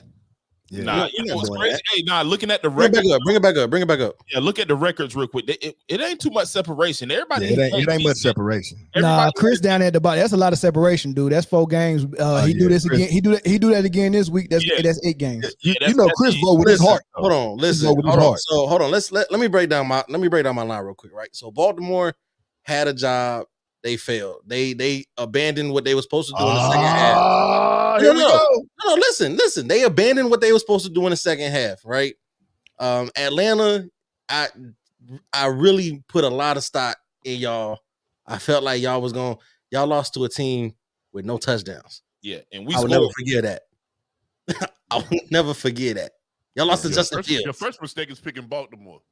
That was your first. Yeah, that was his first. Jay, thank you. Say it again, Jay. Y'all, you even said yourself last year that y'all are notoriously bad on opening night. Who? Jay. I said we're bad on opening night. Jay said that they normally drop week 1. Who? Kansas City? Yes. I never said that. Yes, you did. Yeah, you got to pull the tape for me. Pull a tape. I don't believe he would say that. Dude, first of all, from opening night with for week 1, Andy Reid in his 15 years in Kansas City is 13-2. I would have never said that. That doesn't make sense. You said it. No. Those are your words.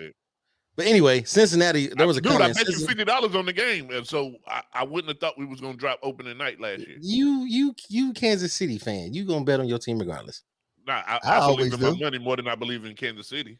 Yeah. Hey, K-Son, I told them I ain't babysitting no more. But there was a lot of teams that definitely shit the bed in week 1. That's where a lot of my picks went wrong at. So we're gonna bounce back though. We're gonna bounce back. I'm already down 1. With this whole segment. Hold on, Chris. The whole problem with this whole segment is that somebody's acting like they're sitting on top of the leaderboard alone. I am. And they're not. Look, you got to bring it up. It's only one number. It's only one number one. Incorrect. There's only one number one. There's two number ones. It's a reason why Yahoo put my name on top. It's because it's alphabetical order. I did the names. Your name starts with a B on there. I know where I messed up at. I picked Atlanta. No, you messed up when you picked Tennessee. Oh, you're right. I picked up Tennessee. I was looking at had that game. Tennessee had that game. Yeah, I messed up with Tennessee. You're right. All right, let's do this real quick. Before we start this, there was some super chats that were in here, and we got to shout out Underdog Fantasy as well. And I didn't even record a new promo for this because some things changed, and I want to make sure I got the verbiage right when I record it. But one thing you want to know is not a price match for your first deposit up to $100 is more anymore. It's them offering you a bonus up to $1,000. So if you put in $1,000, they're gonna price match you. Not price match. They're going to give you a bonus of $500, right? So you have $1,500 to spend and gamble and all that stuff. And I'm in there. I'm gambling. I'm picking some pick'ems this week. I'm pretty sure I'm gonna win. I'm gonna share them with y'all. But if y'all want to help out the channel and help us out, man, go to Underdog Fantasy, especially for those that it's going to be their first time. You're going to get their bonus on your first deposit. And then if you use the promo code ManDownSports, they'll be sure to get that. But do that because it helps the channel out. It helps us out. Also, I want to get to the super chats because I didn't see those earlier. The real Mr. Cropper, one of the earlier topics said, if you want to say LBJ is the most dominant small forward ever, that's fine. We say Shaq is the most dominant center, but no one is arguing Shaq is the GOAT, but he is acknowledged as great nonetheless. I agree with that. That's pretty good. That's good. Lone Soldier, Sports and Fitness Ranch, your vid's not coming up on my feed lately. What the heck you do to YouTube this time? Dom, I love your new show, even if it's 3 a.m. Y'all know my view. MJ, Kobe, and LeBron is number 14. Authenticity means a lot in the GOAT debate. Got you. K-Son, my cousin, just coming through with that big ball of $2 super chats. Stay strong, Eric. We at Clutch Sports support you. Don't do it like big ball in the house, boy. Taco Master. Big bank take little bank. I bet he brings up Luca. Dang it. He did already. There you go. You know what I mean? Great show, family. No doubt. Appreciate it. Hey, thank all of y'all, man. So let's get into week 1, right? Your boy, the GOAT, one of the GOATs, TB12. He offered up his thoughts on who he thought was the top 5 teams coming out of week 1 and what he thought. I'm gonna play it for y'all. All right, heading into week 2, my power rankings, and it's starting at number 5 with the Houston Texans. They got off to a great start playing the Indianapolis Colts. D'Amico Ryan's done a great job since taking over as the head coach of that team. This game to me was about CJ Stroud. He played so clutch and situational football. They were in the playoffs last year. They're going to be a tough team to beat all season long. Coming in at number 4, the Dallas Cowboys. What a performance going on the road against Cleveland, who also has a great defense. They suffocated them in the run game. They attacked that pocket. Deshaun was uncomfortable all day. And then on the offensive side of the ball, Dak made the plays when he needed to. They had a big play in the kick return game. They played well in all three phases. Coming in at number 3, the Detroit Lions. What a game they played. They showed a lot of resiliency, playing against a really tough Rams team who I think is going to surprise a lot of people this year. But Detroit got the ball in overtime, ran the ball down the Rams' throat there. And I know Dan Campbell loves tough, hard-nosed football. Well, he's got it with this team this year. Coming in at number 2, the San Francisco 49ers.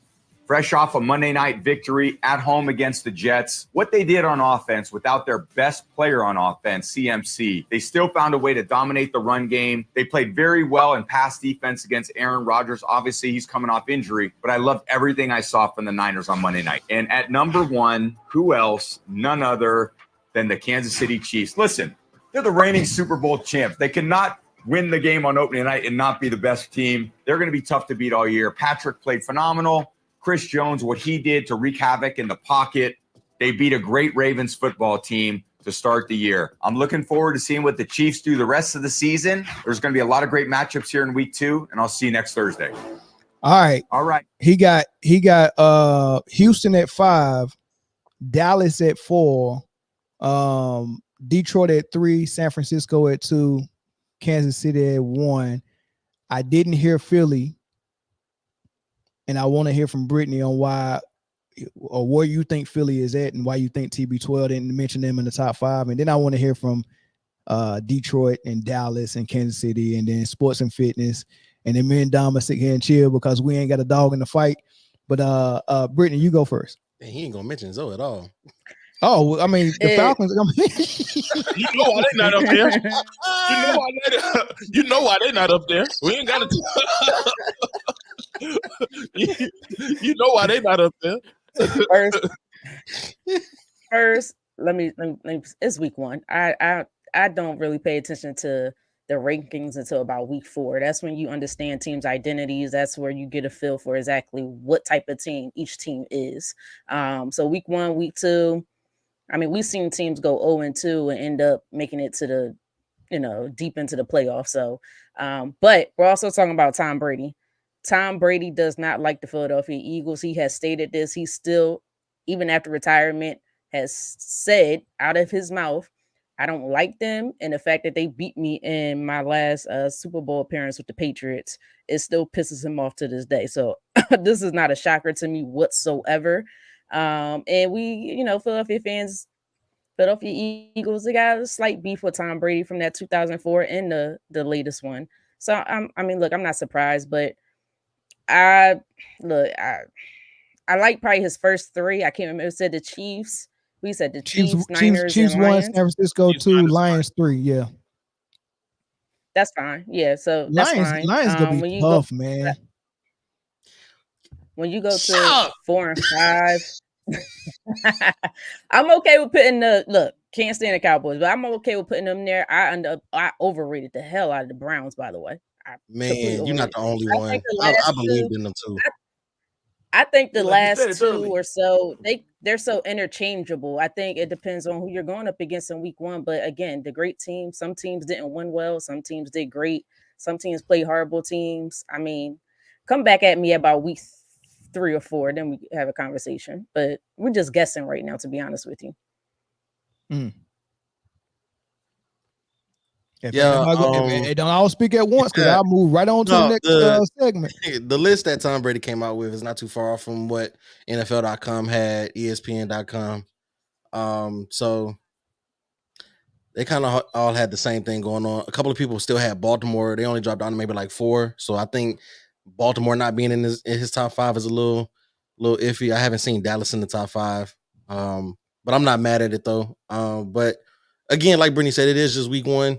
A lot of people still getting their sea legs under them. We're in a different game speed now. This is not preseason. This is not training camp. The whole playbook is open, and it's the starters for 60 minutes. You know what I'm saying? So, and we're already seeing the effects of real time gameplay. You know what I'm saying? Mm-hmm. Some teams are without their starters, like CMC is gone. Tua just got taken out of the game for the Dolphins, right? So like now, a lot of things are going to start happening. I don't think Detroit for real. But what in the hell is what? First of all, I picked them to lose week 1. Rams almost took care of that. I picked them to lose again this week as well, and we're gonna see how that turned out. How you hold on. How you just gonna say, man, the Lions is tough? And then gonna say, I don't believe in the Lions. Tough. No, for sure. They look tough. But you can be tough and not be for real at the same time. Listen, well, okay, well, Wilder look tough. Okay, I'm let me. Like I said, it, everything was week 1. Everything is brand new, right? Sea legs, everybody getting their legs back, right? There's a lot of teams that didn't play the starters at all, right? So week 1 was the first show with full starters and everything. Detroit being one of those teams, you kind of saw that in that game. There was no that connection with Amon-Ra St. Brown. He only had 3 catches for 13 yards. He didn't really get on point with Laporta, right? So this is something that you're going to see with these teams that didn't play any of the starters in the preseason. That was their choice. Dak and CD Lamb didn't have an issue. Well, I mean, it was the Browns. It was the Browns. You saying you hanging your hat on? You saying hold on, Chris. Corey. I let you talk. Let me let him talk. You did let him talk. Let's not say like the Browns wasn't a playoff team last year. Let's not say that the Browns didn't have the number 1 defense in the NFL last year. Let's not say that the Browns didn't touch anything with that defense from last year to this year. Let's not say that, right? They came out and they were effective. Came out more effective. Don't say it's the Browns because the Browns were good last year. What was Dak's numbers in that game? 30-17. That was his numbers. No, what was Dak's numbers in that game? It was like 100 and something yards. You can't say Dak didn't have a problem when he only threw for 178 yards. 30-17. That was his numbers. Jared Goff didn't even hit his top receiver and had more yards than Dak Prescott. I mean, hey, they actually ran the ball. I was proud of them. Look, hold on. Third quarter, the Dallas Cowboys ran the Williams football. several times, and that's his top receiver. I'm going to end this right now, and I don't mean to get too far ahead of ourselves, but when we talk about the Cowboys, no disrespect, Corey, we know what they're going to do in the regular season. Hold on. Wait, Brittany. I'm not trying to be. Hold on, Brittany. Hold on, Brittany. It's okay. Brittany, it's okay. It's okay. Give the Cowboys credit. I don't mind. Because what I was gonna say is I'm not ranking the Cowboys till December.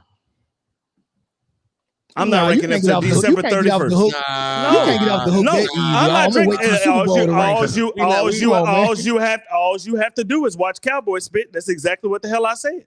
I'm not ranking them till December 31st. Shameless plug. You can say shameless plug all you want to, but it's the truth. I'm not ranking them till December 31st. I'm not doing it. I'm not doing it. I'm not doing it. I like it though, Corey. It was cute. What you say on Kingdom Come, It was cute, wasn't it? I ain't gonna lie with you, Corey. I agree. Like, we know what the Cowboys are going to do in the regular season. They're a fantastic. Yeah. And I'm not gonna say fantastic because they still are my rivals, but they're a good team in the regular season. I need to see what they're capable of in the playoffs. Brittany, you can say fantastic. It's okay. So I like to refer. Never ever that. No. I like to refer to the week that just passed as week 41. And so with week 41, it's week 41. And you ever had friends that like maybe 7 of y'all got in a race and then you won and then everybody's arguing and who was number 2? That's what it sounds like to me right now. No, you're right, because that's what the question was. The question was, is Tom Brady correct? Are the Kansas City Chiefs the best team in football? And the answer is absolutely. They're the best team in football until they lose. In football, we all know if you're the defending champion, you're the best in the league until you lose. Please don't put the battery in their back. Why did you do that? Listen, the question we should be asking is, does Kansas City, the Chiefs, do they have any real rivals? Because the teams that he mentioned on that list, the Detroit Lions, the San Francisco 49ers, the Dallas Cowboys, these teams, they're not proving whatever they want. They haven't done anything. So really, we should be asking, does the Kansas City Chiefs have any real threats? Where are the Cincinnati Bengals? Where are the Buffalo Bills on this list? Right? Where are they at? They look pretty bad. Right? Really the Bengals look pretty bad. Are they really a threat? It's the real question. Are they really a threat? I was like, wait a minute. Oh, man. Bills didn't look as bad. Not last night. They Bills did. looked okay. They look better But than No, they didn't. I was I'm gonna say this. I'm gonna say this. I will say this. Don't y'all do that. When Don't y'all do that. when Tua is throwing the ball directly to Zoe. the other team, So, Nah, don't y'all do that now. hey, that He James threw Cook 3 pick don't picks. look so bad now. Do it. Oh, it's Nah, they I was don't. talking crazy about Nah, it. I They was don't. talking Yeah. crazy about it. And They- don't forget, I don't know if y'all heard. Yeah. When you cook like that, I put on my chef hat. Jamar Chase just When you talked some cook trash like about that, the Chiefs. Hey, Robin, when you cook like that, I Hey, put you on can my bring it chef back hat. on anytime. No, you didn't have to put that battery in their back. They No, charged yo, them it's enough, the bro. truth, man. Listen, I grew up watching the 90s Cowboys, man. And to me, they were the last real threat that had a chance maybe to win 3 consecutive Super Bowls with my own two eyes. I was a huge Emmitt Smith fan growing up, man. So much respect to my man down here, the Dallas Cowboys fan. But the Dallas Cowboys haven't been since the 90s Cowboys in a long time, my man. It's been 30 years. It's been a long time. So Watch right now, Cowboys the Kansas spit. City Chiefs, they're the team Watch to beat. Cowboys spit. We'll talk about it. Hey, you only get one shameless plug a show. Hey, that was 3. Bars. The fact of the matter is, I got on the chef hat, but my man cooking. My man is cooking. Hey, when he right, he right. When he right, he right. He was talking that talk. He was talking. Mel. We're hired as a personal chef. Hey, in all seriousness, did I not call that to an injury last night? Yeah, you did. Hey, man. You could see Somebody it need coming. they didn't teach him how to Listen, slide bro. properly. See it. You don't slide You head see it first. coming. He need to retire. No, he The way wasn't- he was the way he trying was to throwing those slide. interceptions, he might have been concussed earlier. He need if he got a concussion off of that hit, he needs to retire, bro. Because that was Because it not was a hit. soft. It was soft. It was not a hit. The dude didn't put any part of it. He just put his arms up and Tua ran initiated into the his stomach, contact. and that was it. Tua dove and his head hit DeMar Hamlin in the gut. And he was Exactly. out. Nah, it hit his thigh, man. That thigh tough pause, and there's some conspiracy theories. But that Hamlin was just built standing there. in He a lab. Yeah, Hamlin didn't do nothing. He had his hands up when he fell. anything. Yeah, He had his hands up. Like he was trying to catch him. Yeah, he had no intentions Hamlin on wasn't making trying contact. to hit him. No. He Right. was not. He was not. Because he saw him giving himself up. Like, okay, this is not a traditional slide, but you're going down. Yeah, he's going down. I'm going to help you down. Hey, can I ask y'all a question though? If that was y'all kid out there playing football, Oh, he done. Hey, you finna go crush these numbers as an accountant. Take them pads back. yeah, done. my son would. Hey, and my son played football for many years and played in college. And if my son ever got hit like that, it's over. And I know he's got a history with concussions, that would be his last game. So you know, $93 million. So you We know, can do some real estate investment, but it's over. In the locker room, it was his mom, his dad, his wife, and his 2 kids and his brother. If all those people in the locker room for a concussion, that should tell you everything that you need to know. Go, bro. It's time to go. Hey, the word on the street is 6 years old, y'all. Like he's 20. Oh shoot! What was that? Tua Dodge Jeep and Chrysler coming soon. That man just need to open up a car dealership. Yeah, exactly. He gonna Thank you, Jay. Yo, definitely. He has to honestly, the last one was the one for me. The last one should have been the last one. Should have been the last one. Should have been the last one. Was that the one where he was froze up like That's this? the one where he froze. That's the one where he was What's crazy is did y'all see him last night with his one arm up? This one, hold on. It got worse. It got worse. This one, he rolled over and went to sleep. Yeah, he was done last He night. was he literally laid on his side and put his arm under his head. Hey, I don't know if have any of y'all if you ever boxed or have you ever seen anybody in boxing and have you ever seen anybody get knocked out where the brain is gone but the muscles in the body still moving? Yeah, and you see that one arm go up like that. Bro, that was scary to me. I was scared. I've been knocked out like that in a football game before, and I couldn't even remember my locker combination when we got back to the school. Yeah, your brain is rattled, literally scrambled. Yeah, they asked you what school you went to. You was like, I go to Cedar Hill. Yeah, pretty much. And if you getting concussed off of, if you getting concussed off of light contact like this, it's only going to get worse. It's only going to get worse. Exactly. So let me ask you this, Chris. If the Dolphins really cared about his safety, right? Why wouldn't they put him in a Guardian hat? How much is that going to do now, right? Oh no, he need 5 of them now. Because think about it, right? The Guardian cap only became allowed to wear in game this year. Well, then why wouldn't he have it on this He was year? already three professional concussions deep. You're right, Why- Chris. But, I don't know. Corey got a good point. They Hey, should. hold on. Go ahead, Brittany. I was gonna say, I'm gonna be honest with you guys. I don't know how much the helmet or the Guardian cap will help as far as the brain. It protects your skull from fractures and things like that, but your brain is still sliding like a slip and slide up in there. I don't know how much that's going to help as far as protecting his brain. And he's already damaged. It's supposed to protect the shock that makes your brain shake. But with Tua, like if that hit, right? If that hurt him, right? No, it's not enough. After the last concussion, his helmet got changed to be more cushioned for that reason. Hey, listen, bro. He didn't even get get hit last night. He didn't even get hit to the frontal side. frontal lobe. He got hit on the side of the head. He didn't Well, get you know, so if you watch all of his concussions have come with his head slamming to the ground on the back. Oh, you're right. That's the most sensitive That's part. how all of his concussions have That's the happened. most sensitive part. So to your what head. made that one even stranger was that it happened to the front. It was like to the front and the side, almost right? his face mask hit him. And that's what made it weird.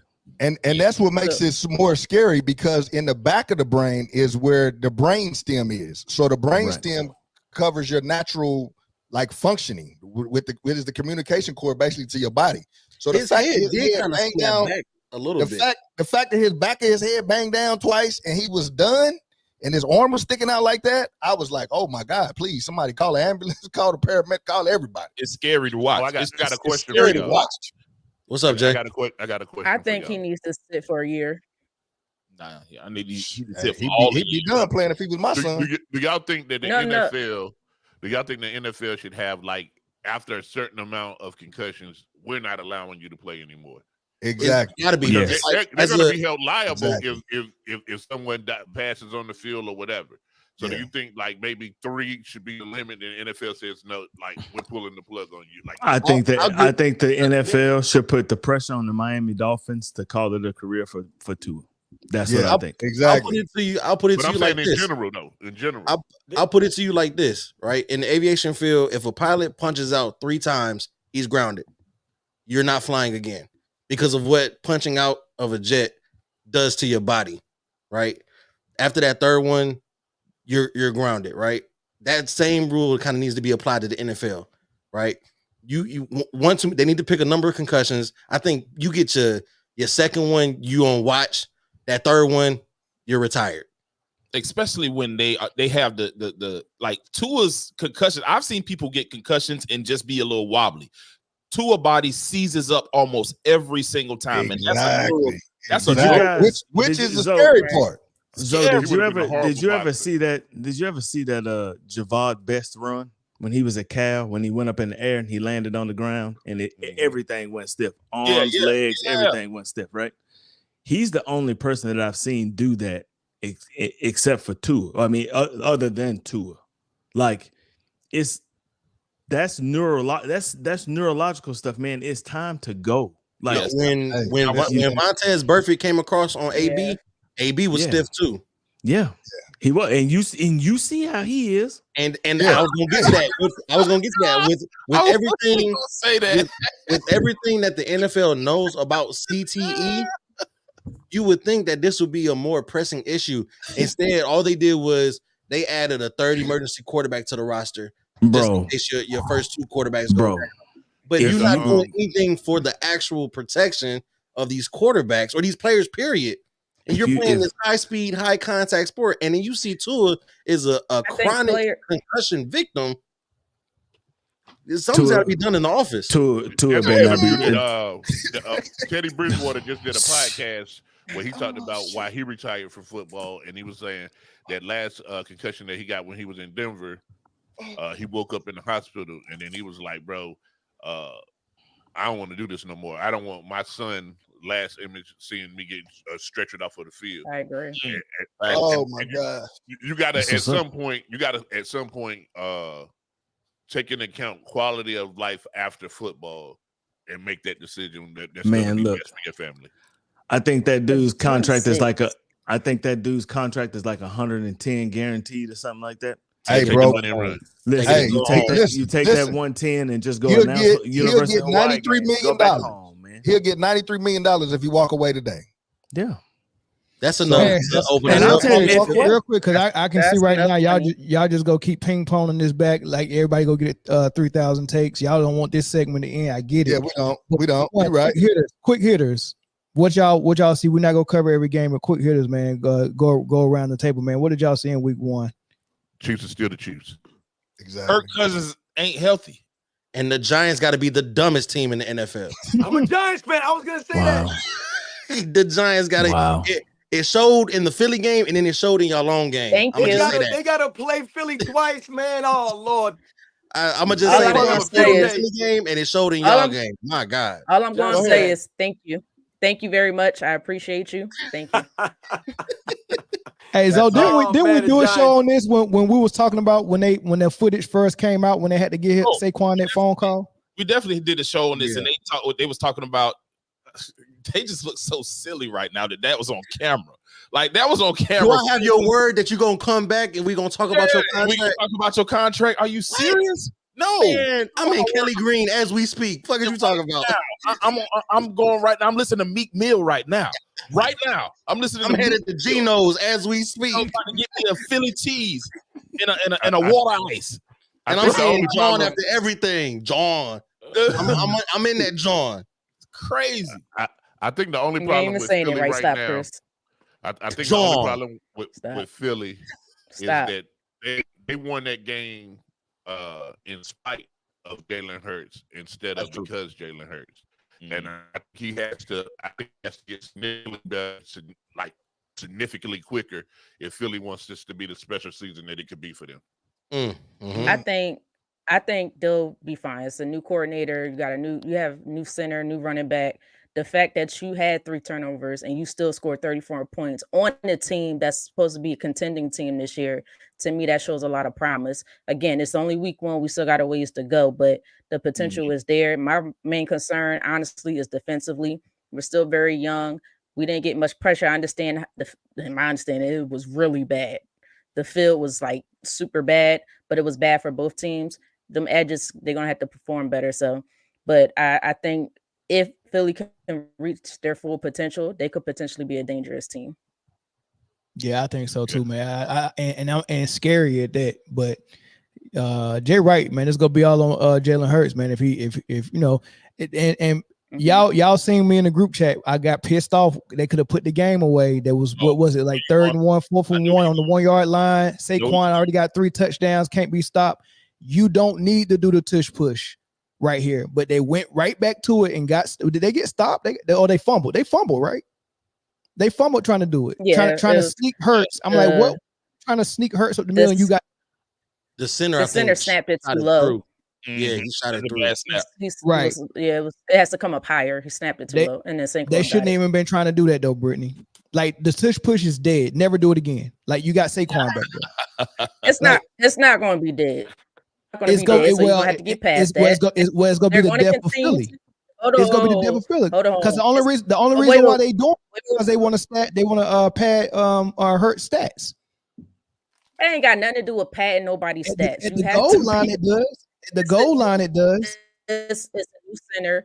I'm not disagreeing with you that I do think they should have gave it to Saquon. But what I'm saying is, if it was a proven play that has worked in the past, yes, it's going to be some adjustments. It's going to take some time to get that play back on track because you have a new center, you have a new guard, there's new pieces, you have a new running back, there's new pieces that make that play work. So it's going to take time. But if it's a play that works, clearly no other team in the NFL can do it. They have tried to do it. It does not work. So if they can make that back and it becomes 90-something% successful, you got to keep it in the playbook. You're not going to continuously throw it out there, but you got to keep that in the playbook. What was the success rate in the last game? Because so far that 92% success rate. I think it was like 1 out of 2 or 1 out of 3 last year. I mean, last no. I'm talking about last game without Kelsey. I said 1 out of 2 or 3. They lined up for it. They lined up for it 1 out of 2 times. or 3. They lined up for it 3 Right. times, So but 1 out of one was 3. a hard count to get them to jump. So it's 0% then. Right. No, they was 1 for 2. No, they got it one time. So 1 for 2. It was 1 for 2, and they got them to jump on another one. Yeah, look, I called it out last year. They trying to pad the stats, man, and that's why they didn't go nowhere in the playoffs, and that's why they lost so many games down the stretch because it jacked the whole locker room up. Like DeAndre Swift was a good running back. It had nothing to do with the tush push. It had nothing to do with the tush. But You blame it on one play. Hold on, no, I'm not blaming on one play. What I'm saying is the whole season was about Hurts. Let's get Hurts the MVP because he didn't win it the year before because Mahomes got it. That was the best time Hurts could have won it, and he had everything going for him: the winning, the stats, the numbers, all of that. He didn't get it. Pat Mahomes got it, and he came out thinking he was going to try to get it again this year. And the coordinator was calling BS for him. He's running he was hurt, and they still trying to run him. And you got daggone Devontae Smith, you got AJ Brown, and you got Swift, and you're running your quarterback. That's dumb. And they got him fired. Away part of his game, though. They got him fired. They got that coordinator fired. First of all, whoa, wait a minute. It was not just about the coordinator.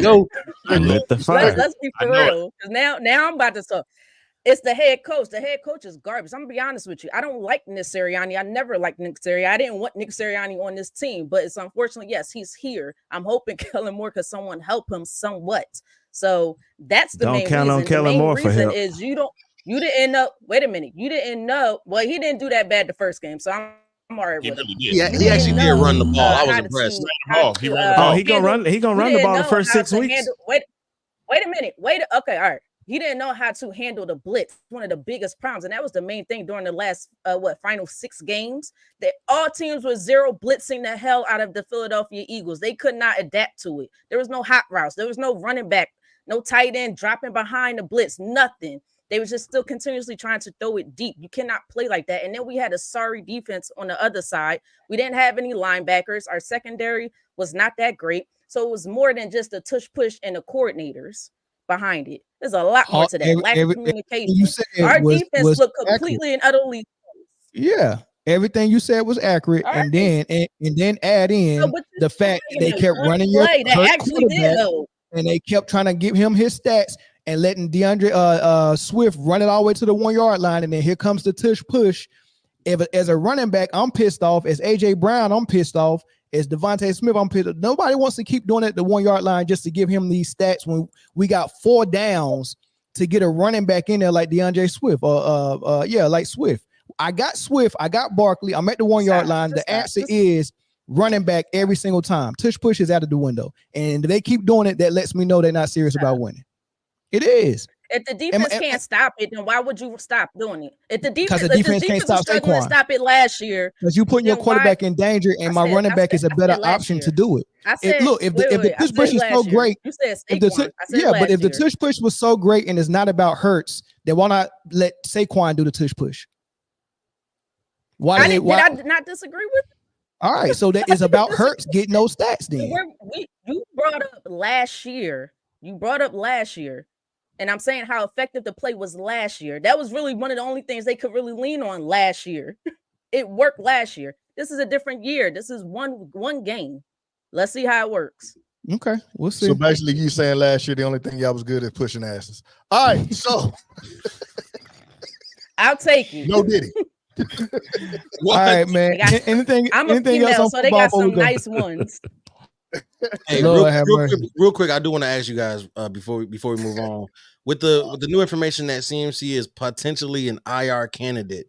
I know we saw what the backup running back did against the Jets on Monday night, but does no CMC change the trajectory of the 49ers? No, not at all. Nope. Look, I'm telling you, man, as long as Trent Williams is on that offensive line, they're good. That dude can put CME at running back. Somebody knows football. Jordan, shout out to Jordan. I can't even. What's his name? Jordan. Mason. Jordan Mason. Jordan Mason. Yeah. Jordan Mason got more carries that night than he did his entire college career. It's a McCaffrey to win a championship. Look, so? Yeah, right. Zoe, yeah. To win a championship, yes, I'm with you on that. But Zoe, you remember when what's my coach name that coached Denver when John Elway was there? Shannon, was it Shanahan? It was Shanahan. Mike. Okay. You remember when it didn't matter what running back they plugged in, we thought Terrell Davis was going to be the end all be all. And then they came out with a running back they got from the Army. And then they, what was it, Anderson? Then they came out with another running back. And then they came out with Portis. Like, it didn't matter who they plugged in that zone blocking system, that running back was a Pro Bowler. That's what I'm saying. That's exactly what you got. Yeah, but you also had John Elway in the passing game too to bounce that out. It wasn't just that they were pounding the ball with Terrell Davis. You know what I'm saying? That's true. That's true too. But also, they also got. I think they got that covered because they got dink and dunk people to death in that West Coast system. They throw it. Don't forget, you had Shannon Sharp on that team. That's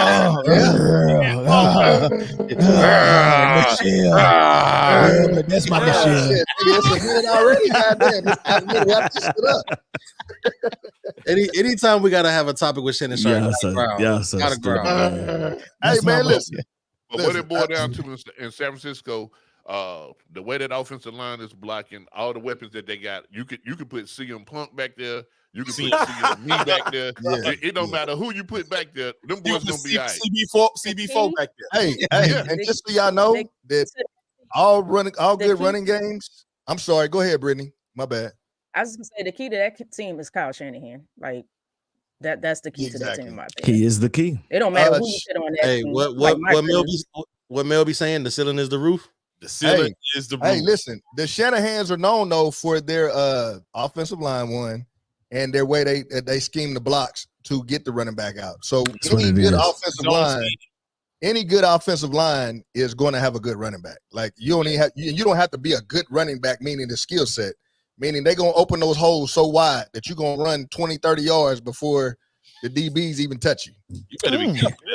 McCaffrey also catches the ball out of the backfield. It's the dynamic ability of a Christian McCaffrey. That's what separates him from the other players. You never know when you throw like Saquon Barkley, for example. You never know if you throw the ball to Saquon Barkley if he's going to go for 80 yards. It's the dynamic playmaking. If you think about the San Francisco 49ers, they were play two away from being in the Super Bowl over the last several seasons now. So once again, they're going to need a Christian McCaffrey playing at his highest level for them to even win a championship. Reach their goals. Not if Deebo Samuel keep doing what he's doing. Because that's all he's doing is taking CMC's spot. Yeah, but Deebo ain't no CMC though. Nah, he ain't no CMC. Deebo is a Swiss Army. Oh, of course he's gonna get hurt. He get hurt every year. Yeah, but CMC playing like that. I'll put it to you like this: Deebo is not the best running back on that team, and he's not the best receiver on that team. He might be the best football player though. I was gonna say he's the best football player. Football player. I give you that. He can pick up and run. I'm just the 49ers, as talented as they are, as great of a head coach that they have. What happens when it comes to winning the Super Bowl, though? They always Andy Reid. That's what happens. Over that hump. Andy Reid. That's what happens. Not always. Shit, it's Andy Reid. That's very true, Corey. But then they got this other little guy, man. Super Bowl. It was Andy and Pat both times. Last year was Andy Reid, right? The year before it was what? Andy Reid. I think Andy Reid. The year before that was Andy Reid. The year before that it was the Rams. And actually, last year they probably should have lost to the Lions if Dan Campbell wasn't being goofy. No disrespect. If that boy had caught an interception and not let it bounce off his face, you got a point. What was he supposed to do when his body is already in the air? It goes off the face mask. That's just catch the ball with your hands before it gets to your face mask. That's football. And the coach. Yeah, and it was Dan Campbell. You should have been kicking field goals. So you would have won just by the field goals. Listen, I said it on my show, and I say it every single time. What's the name of your show, Corey? That's another shameless plug. Cowboy Spit. That's fun. Once you go into January and you put the checkerboard away and you bring out the chessboard, there's very few that do it better than Andy Reid, man. Very few. That was very profound. I was like very profound. You have to have the talent, man. Andy Reid was in Philadelphia for many years, right? He had Donovan McNabb there. He had guys like Brian Westbrook. You had a great defense all those years. Receivers. But in the Super Bowl, when they got there, what happened? Terrell Owens got hurt, went out there, but it was Donovan McNabb that ultimately couldn't get it done. So it's the talent level, man. It's not just, the Kansas City Chiefs. You have someone like Patrick Mahomes. This guy's a generational talent. If he's one of the all-time greats, they're calling him the Michael Jordan of football. If he's those things, then obviously, and this guy's obviously hold great. on. So if we know those things, man, those are the facts. So I tell you what, my man, and that sounded fantastic, right? That sounded fantastic. Generational talent, everything, because that's what he is. But you put him in Dallas, he ain't winning no Super Bowls. What do you mean? He got Jerry Jones as his owner. I'm telling you, Because facts here. Is that an insult to Patrick Mahomes, or is that an insult to? Hold on. All go ahead, Andy Reid needed was a new chess set. That's all he needed. And once he got that ultimate chess piece, now look, you can't beat his ass. Donovan McNabb wasn't that great. We act like you could try to compare Donovan McNabb. That's the whole point I'm making, my man. So what are you saying? Donovan McNabb up to win a Super Bowl. So what are you saying? Andy Reid all the credit for Patrick Mahomes. What are you saying? What are you saying? So are you saying? You sound crazy right now. Come on. No, you sound crazy because it's Andy Reid. And no, you're not spitting facts. You're talking loud, but you're not spitting facts. Yeah, you know you're not. You're not. I got Cowboy spit. You're talking loud. You're talking loud, but you're not spitting facts. Yeah, you can call it Cowboy spit all you want to. Yeah, I know. But first of all, I will never take that from a Giants fan. Never in life. How many Super Bowls you see in your lifetime? All of them. I've seen 4, my man. How many you seen? I've seen 4 of them. I've seen 4 of them. I'm a little bit older than you think. I'm a little bit older than you think. I retired from the military. I retired from the military. I retired from the military. I retired from the military. I'm a little bit older than you think. So don't try to talk to me like I'm 20. 4 Super Bowls, man. You have? Congratulations. Corey got congratulations. I've seen the Giants trade Saquon Barkley and be the stupidest team in the NFL too. I've seen that. I've seen that.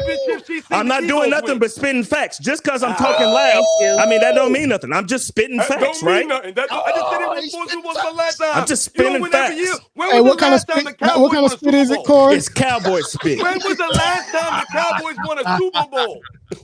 That's what it is. Yeah, they ain't won a Super Bowl in a long time. Okay, so I'm gonna take the time right now. Hold on, everybody. Let me say this. Here's the thing. Two things can be true. Oh, you got the NFC East going at it today. We just missing a Commanders fan up in here. Oh, I love it. Hey, here's the thing. Cool. Andy Reid is phenomenal, and so is Patrick Mahomes. You guys are both right. We'll call that a tie. You know, we'll call it a tie. They both are phenomenal. Hey, I agree. They go back to your mutual corners. Hey, Jay, if they want to hear more about Andy Reid and Pat Mahomes, where they supposed to go? Hey, come on over to Kingdom Come. Hey, we throwing all the shameless plugs in there. You too can be part of the kingdom. All right, y'all. Let's go ahead and go to our next topic. But before we get there, I got some super chats. Shot Rider West Side Man tour got put out by DeMar Hamlin. If that ain't the pot calling kettle black, I don't know. I don't even know how to respond to that. I don't even want to talk about that one.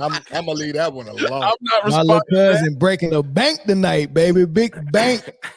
Cousin K-Son, big bank, big baller. I'm gonna give me some masterpieces after this. Tomorrow, Brody. After last year's game where the 49ers got in that ASS all diddy. Sheesh. Can't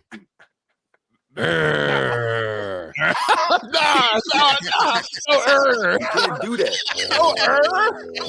It is with the yes diddy. Not the yes diddy. I should have stopped, but I read it. I didn't know what I was reading. I should have stopped. This man hit me with the yes. Not only the yes diddy, the all diddy. Sheesh. The Eagles haven't been the same since. Lord have mercy. All right, man. That's a wild take. That's wild. That's a wild take. Anytime you say, "Oh, Britne, don't even let them bring you in." Don't even let them bring you in. I'm not, because I'm like, we're gonna talk about the 49ers. When was the last time they won a Super Bowl? That's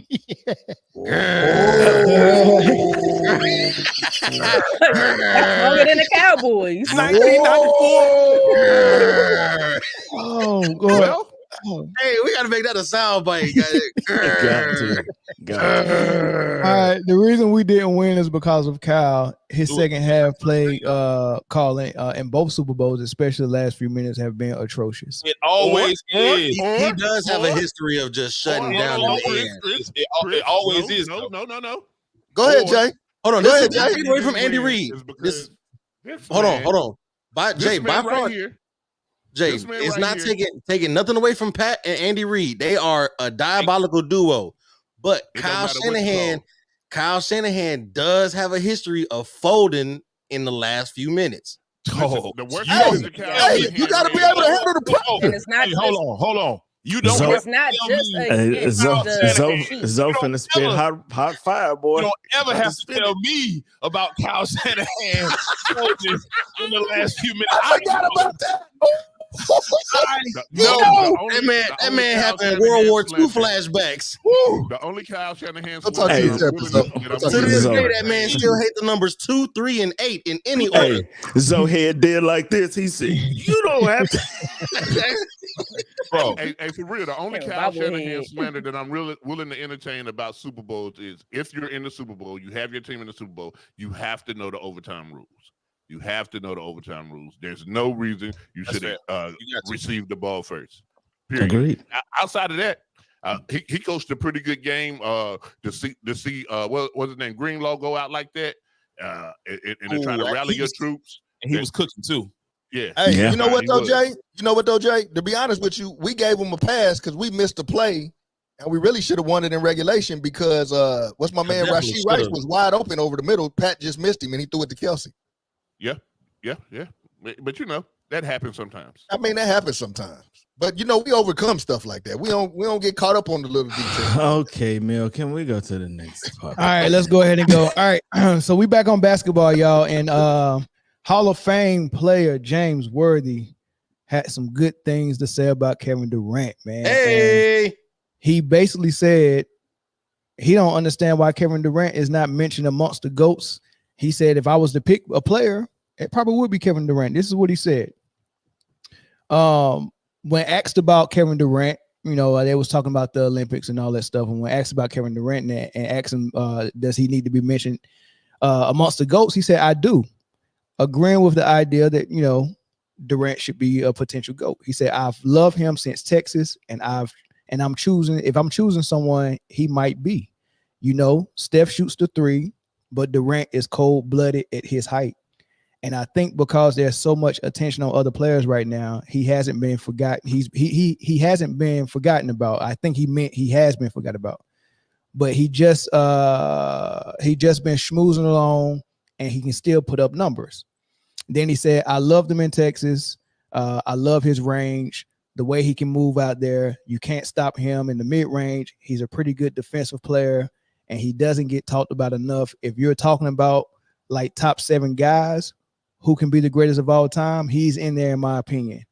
He's just a phenomenal player. So basically what Worthy is saying is, I want to, you know, give Kevin Durant his props. And if we talking about top 10, he said top 7, top 10. Let's just go ahead and move to the top 10 to make it easy. Top 10. Is Kevin Durant worthy of being mentioned amongst the top 10 players of all time? No. Absolutely. No. Hell no. Hey, Dom, what do you think? Because Dom ain't spoke for a while. She been over there looking mute. Hey, go ahead. Go ahead, Dom. Thank you, Eric. I would say no, for sure. Definitely not top 10. And I love Kevin Durant. I think his game is super special. Am I talking? Do you want to talk, Chris? You can have the floor. Go ahead, Dom. Ignore Chris. Go ahead. Talk about this Kevin Durant. Go ahead, get your Kevin Durant slander out the way. Okay. So I think that Kevin Durant is probably the best player that I've seen like in this LeBron James era from, you know, the 2000s and on. His game is just, and I don't mean like Kobe time. I mean, after Kobe, we're talking about LeBron James era. I think Kevin Durant is the best. I just don't, when we talk about greatest and we talk about accomplishments and what he had to do to get those 2 rings and, you know, how he had to get there, like he went to the Warriors to be a part of a really great system and team. And for me, it's disappointing that he left that team. He should have stayed there, continue to win, continue to be a part of a great team that plays great basketball. I don't think we're going to see him look in that form or like play in an amazing system that fits his game like that ever again for the rest of his career. So I'm disappointed. I feel like basketball loses with him not being on the Warriors anymore. But he's part of those players that stack the deck. He'll never be in my top 10.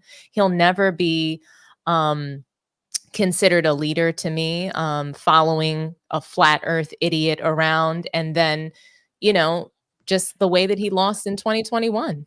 I can't get jiggy with that.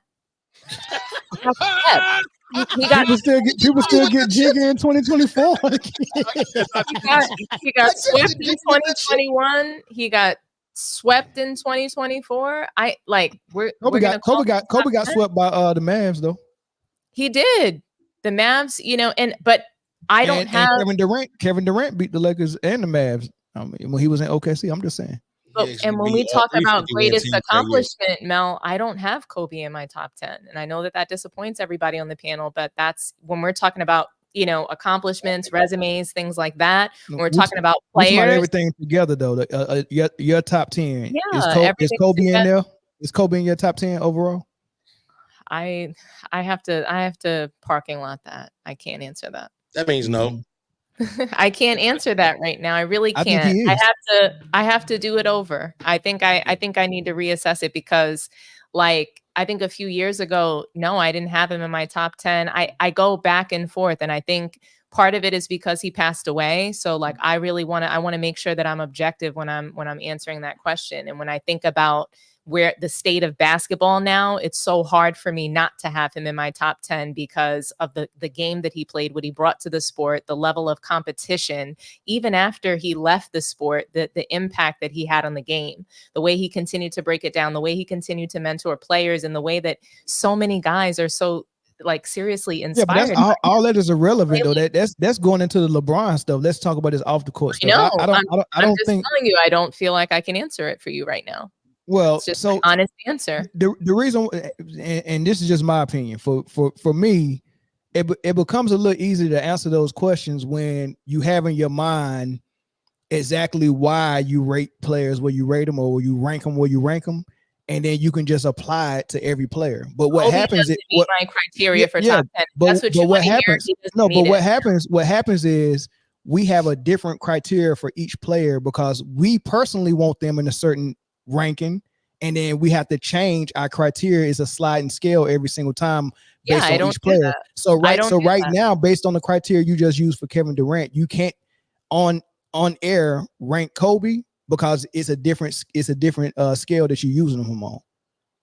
That's how I see it. But if that was just a fair thing, it'd be easy to say, yeah, I got him here, I got him here, I got it here. So I don't have anybody in this era in my top 10. That's fair. I don't have anybody. We're talking about Kevin Durant. We're not talking about Kobe Bryant. Kevin Durant is not top 10. When you say this era, where does that era start? And of course, till now, but where does it start year wise for you? When you say nobody? Nobody, I would say when defense was removed from the league. So that was probably sometime after the Detroit Pistons finals. I want to say not even. So it was after probably the last Kobe Bryant final. I feel like that was the last time I saw real defense in a series. The 2010s. All right, let me go ahead. Let me go ahead and get this out the way. To answer Mel's question, I think it's pretty safe to say nobody on this panel is more of a fan of Kevin Durant than I am. As you can clearly see, his jersey is hanging up right there, right? But I'm also realistic. Kevin Durant will never be in the GOAT conversation. Top 10. We know he's not in the GOAT conversation because there's no real GOAT conversation. Top 10. I will say that Kevin Durant definitely is in the top 10, but I think he's in the 6 to 10 range. He's floating in that 6 to 10 range. And here's the reason why, right?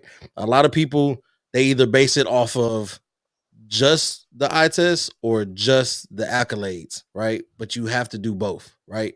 Even if he doesn't have all the accolades that Kobe or LeBron might have, the multiple rings, he's only got the 2, he's only got the 1 MVP, right? The eye test, what this man has done in the game of basketball for 16 years, is nothing short of incredible, right? This man is and will arguably go down as one of the greatest, if not the greatest scorer this game ever saw. What this man can do at every you can keep shaking your head. Yep, you can keep shaking your head. What this man can do at 6'10, basically a 7-footer, at all three levels, nobody can guard him. He can cook at every level, and he plays defense, right? So he will arguably go down as one of the greatest scorers to ever play the game of basketball, right? That's the eye test. When we talk about, what makes every year, what makes the best player in the world or the best player in the league, and we go down the criteria of, who has the fewest flaws and deficiencies in the game, and Kevin Durant is always at the top of that list. Kevin Durant has very few flaws and deficiencies in his game. Even post-injury, it's still the same. He can still cook in the post, cook in the mid-range, cook from the three. He's a 50-40-90. He's a 55-40-90 guy. Yeah. So he's 6'10", and we don't know when he's gonna hang it up. He could possibly get that 5th spot, but I think he's safely comfortable in the 6 to 10 spot. That's real fair. None of what you said actually matters, right? No disrespect. Full disrespect. The fuck? No disrespect. Thanks, Jay. He said nothing of what you said, like ever. What you just said, nothing of what you just said actually matters. That was crazy. Nothing that you said matters. You wasn't wrong about most of the things that you said. Yeah. What do you feel like was wrong? No, I'm not even gonna address him. I'm gonna address James Worthy. Here's the thing. James Worthy is a guy that won on every level. James Worthy is a guy that played and won with MJ. James Worthy is a guy that played and won with Kareem and Magic. James Worthy had seen greatness, and he was a hell of a player himself.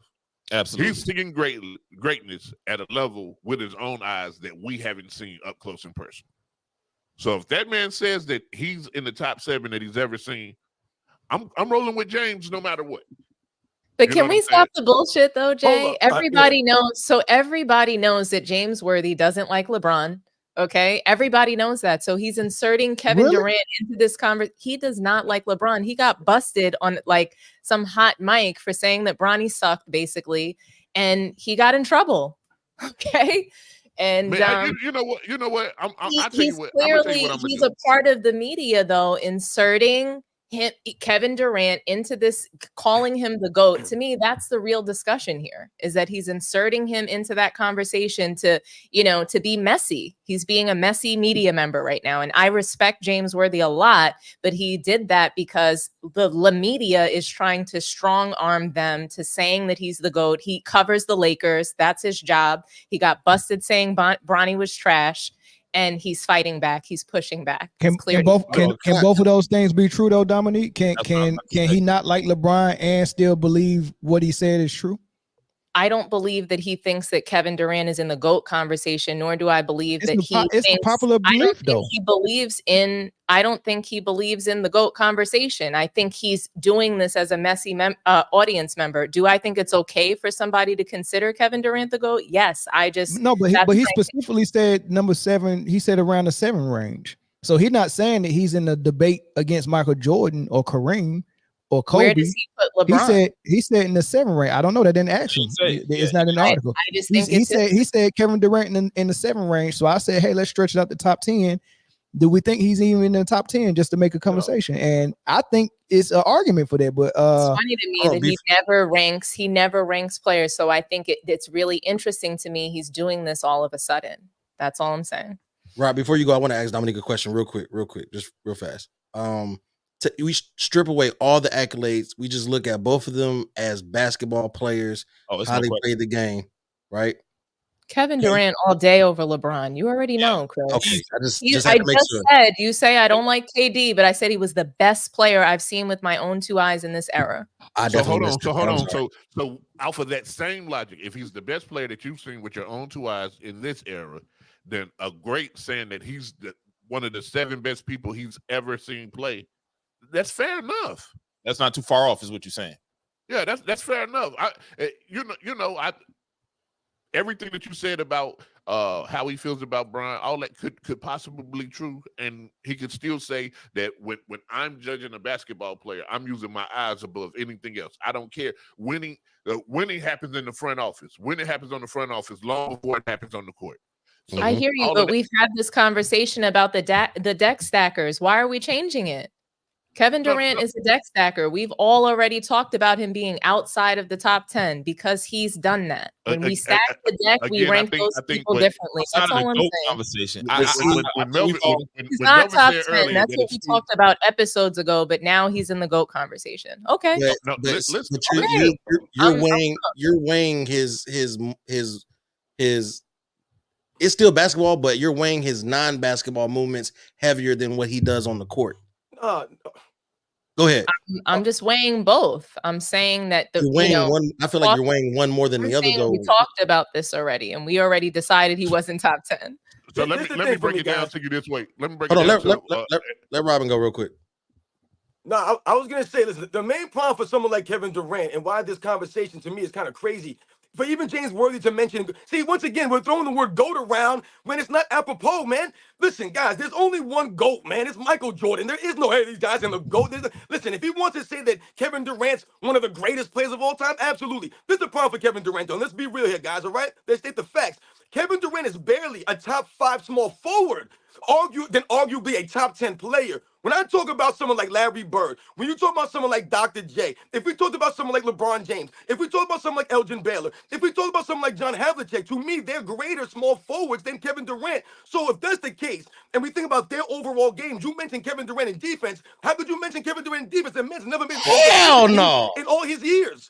He's never made not even one all-defensive team in all the season that he played, not even one. He never sniffed it in the weakest defensive era of all time. Meanwhile, guys like Dr. J were blocking shots all over the court, getting steals. Guys like John Havlicek making 8 and 9 all-defensive teams. We all know what, these other guys were doing. But the overall game of Larry Bird, Kevin Durant's not on that level. The rebounding of Kevin Durant at 6'10", the long arms, he averages 6 rebounds a game. That's pathetic at best for someone his size in this weak era with no great big men. You talked about the Golden State Warriors time. This is the front running once again of Kevin Durant. You guys know what Kevin Durant's career high in scoring is? It's 55 points. That's his career high. 55 points, but the man can score from all over the court. The problem for Kevin Durant is the lack of mindset. He don't have the scoring mindset of a lot of these other great scorers, so he won't go out there and die on the court and die by the jump shot. This is why he always scapegoated guys like Russell Westbrook, and that's why he left. Robin, he went out on the court and gave his whole Achilles to the Warriors. Well, hold on. Let's back up a couple of things. That's called karma, Mel. That's called karma. That's not called karma. Let's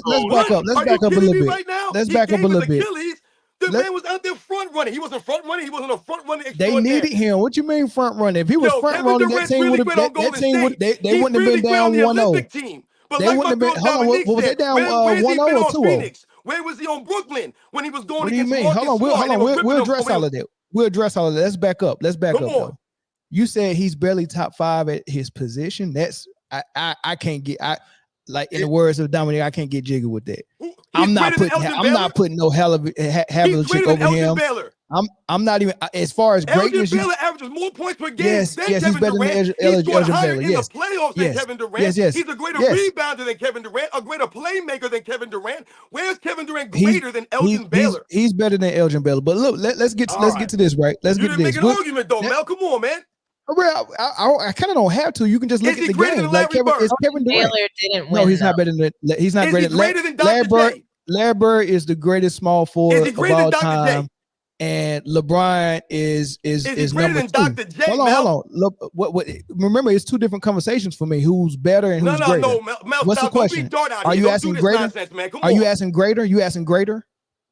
If you have to rank players at top 10, you just said James Worthy said he was top 7. I just told you he's not a top 5 small forward. And I told you 3 guys, he's not better than Dr. J. He's not greater than Dr. J. He's better than Dr. J. He's not greater.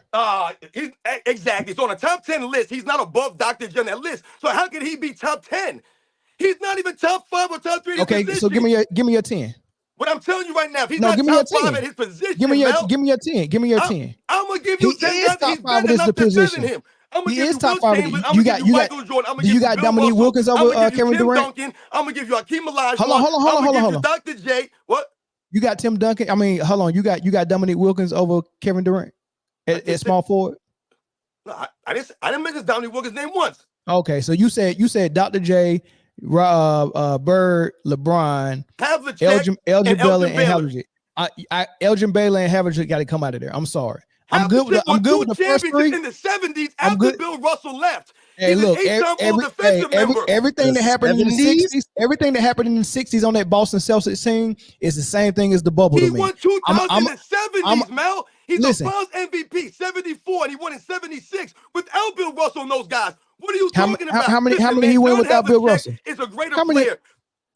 He's not better than no Kevin Durant. Why Kevin Durant made one all defensive team his whole career?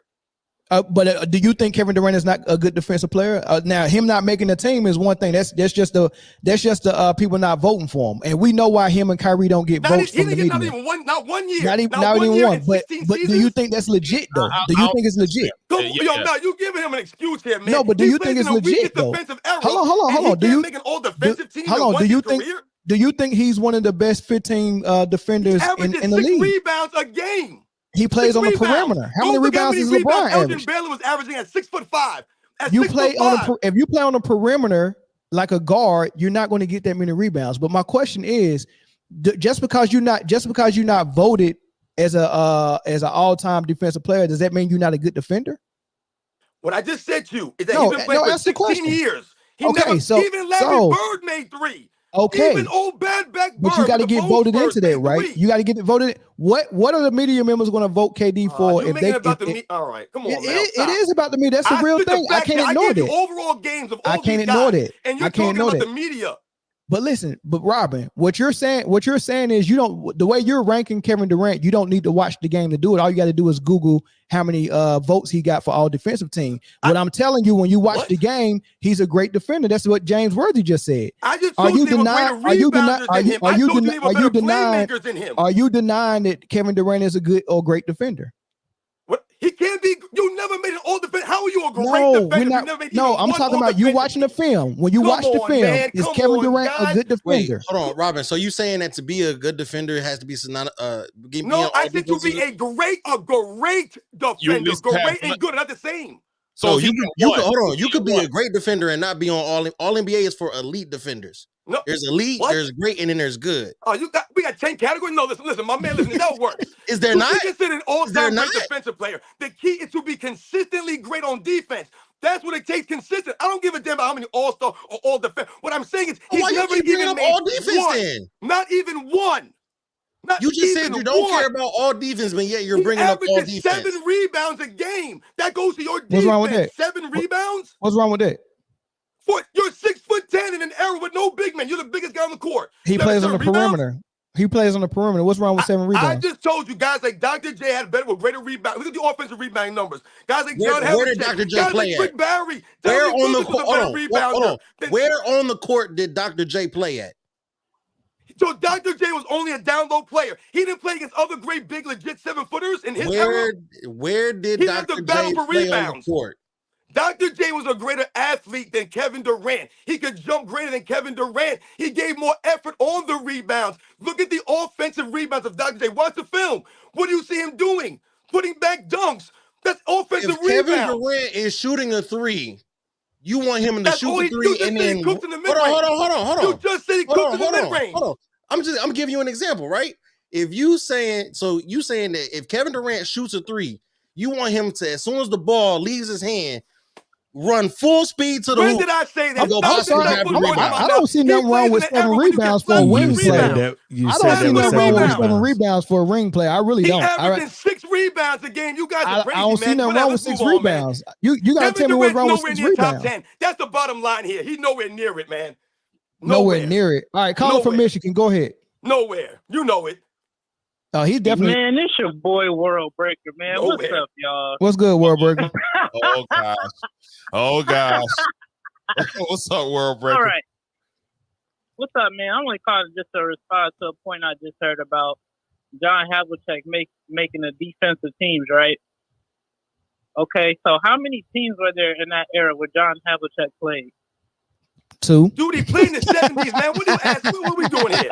How many teams were in? The Havlicek era when he won those awards. He played the Globetrotters.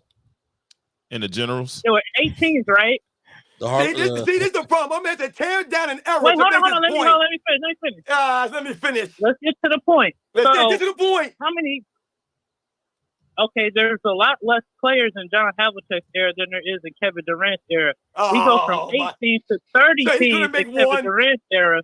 You guys meaning are you sad have today. more competition for the same award. He got them. I know. That makes no sense, man. He didn't make one defensive team his whole career.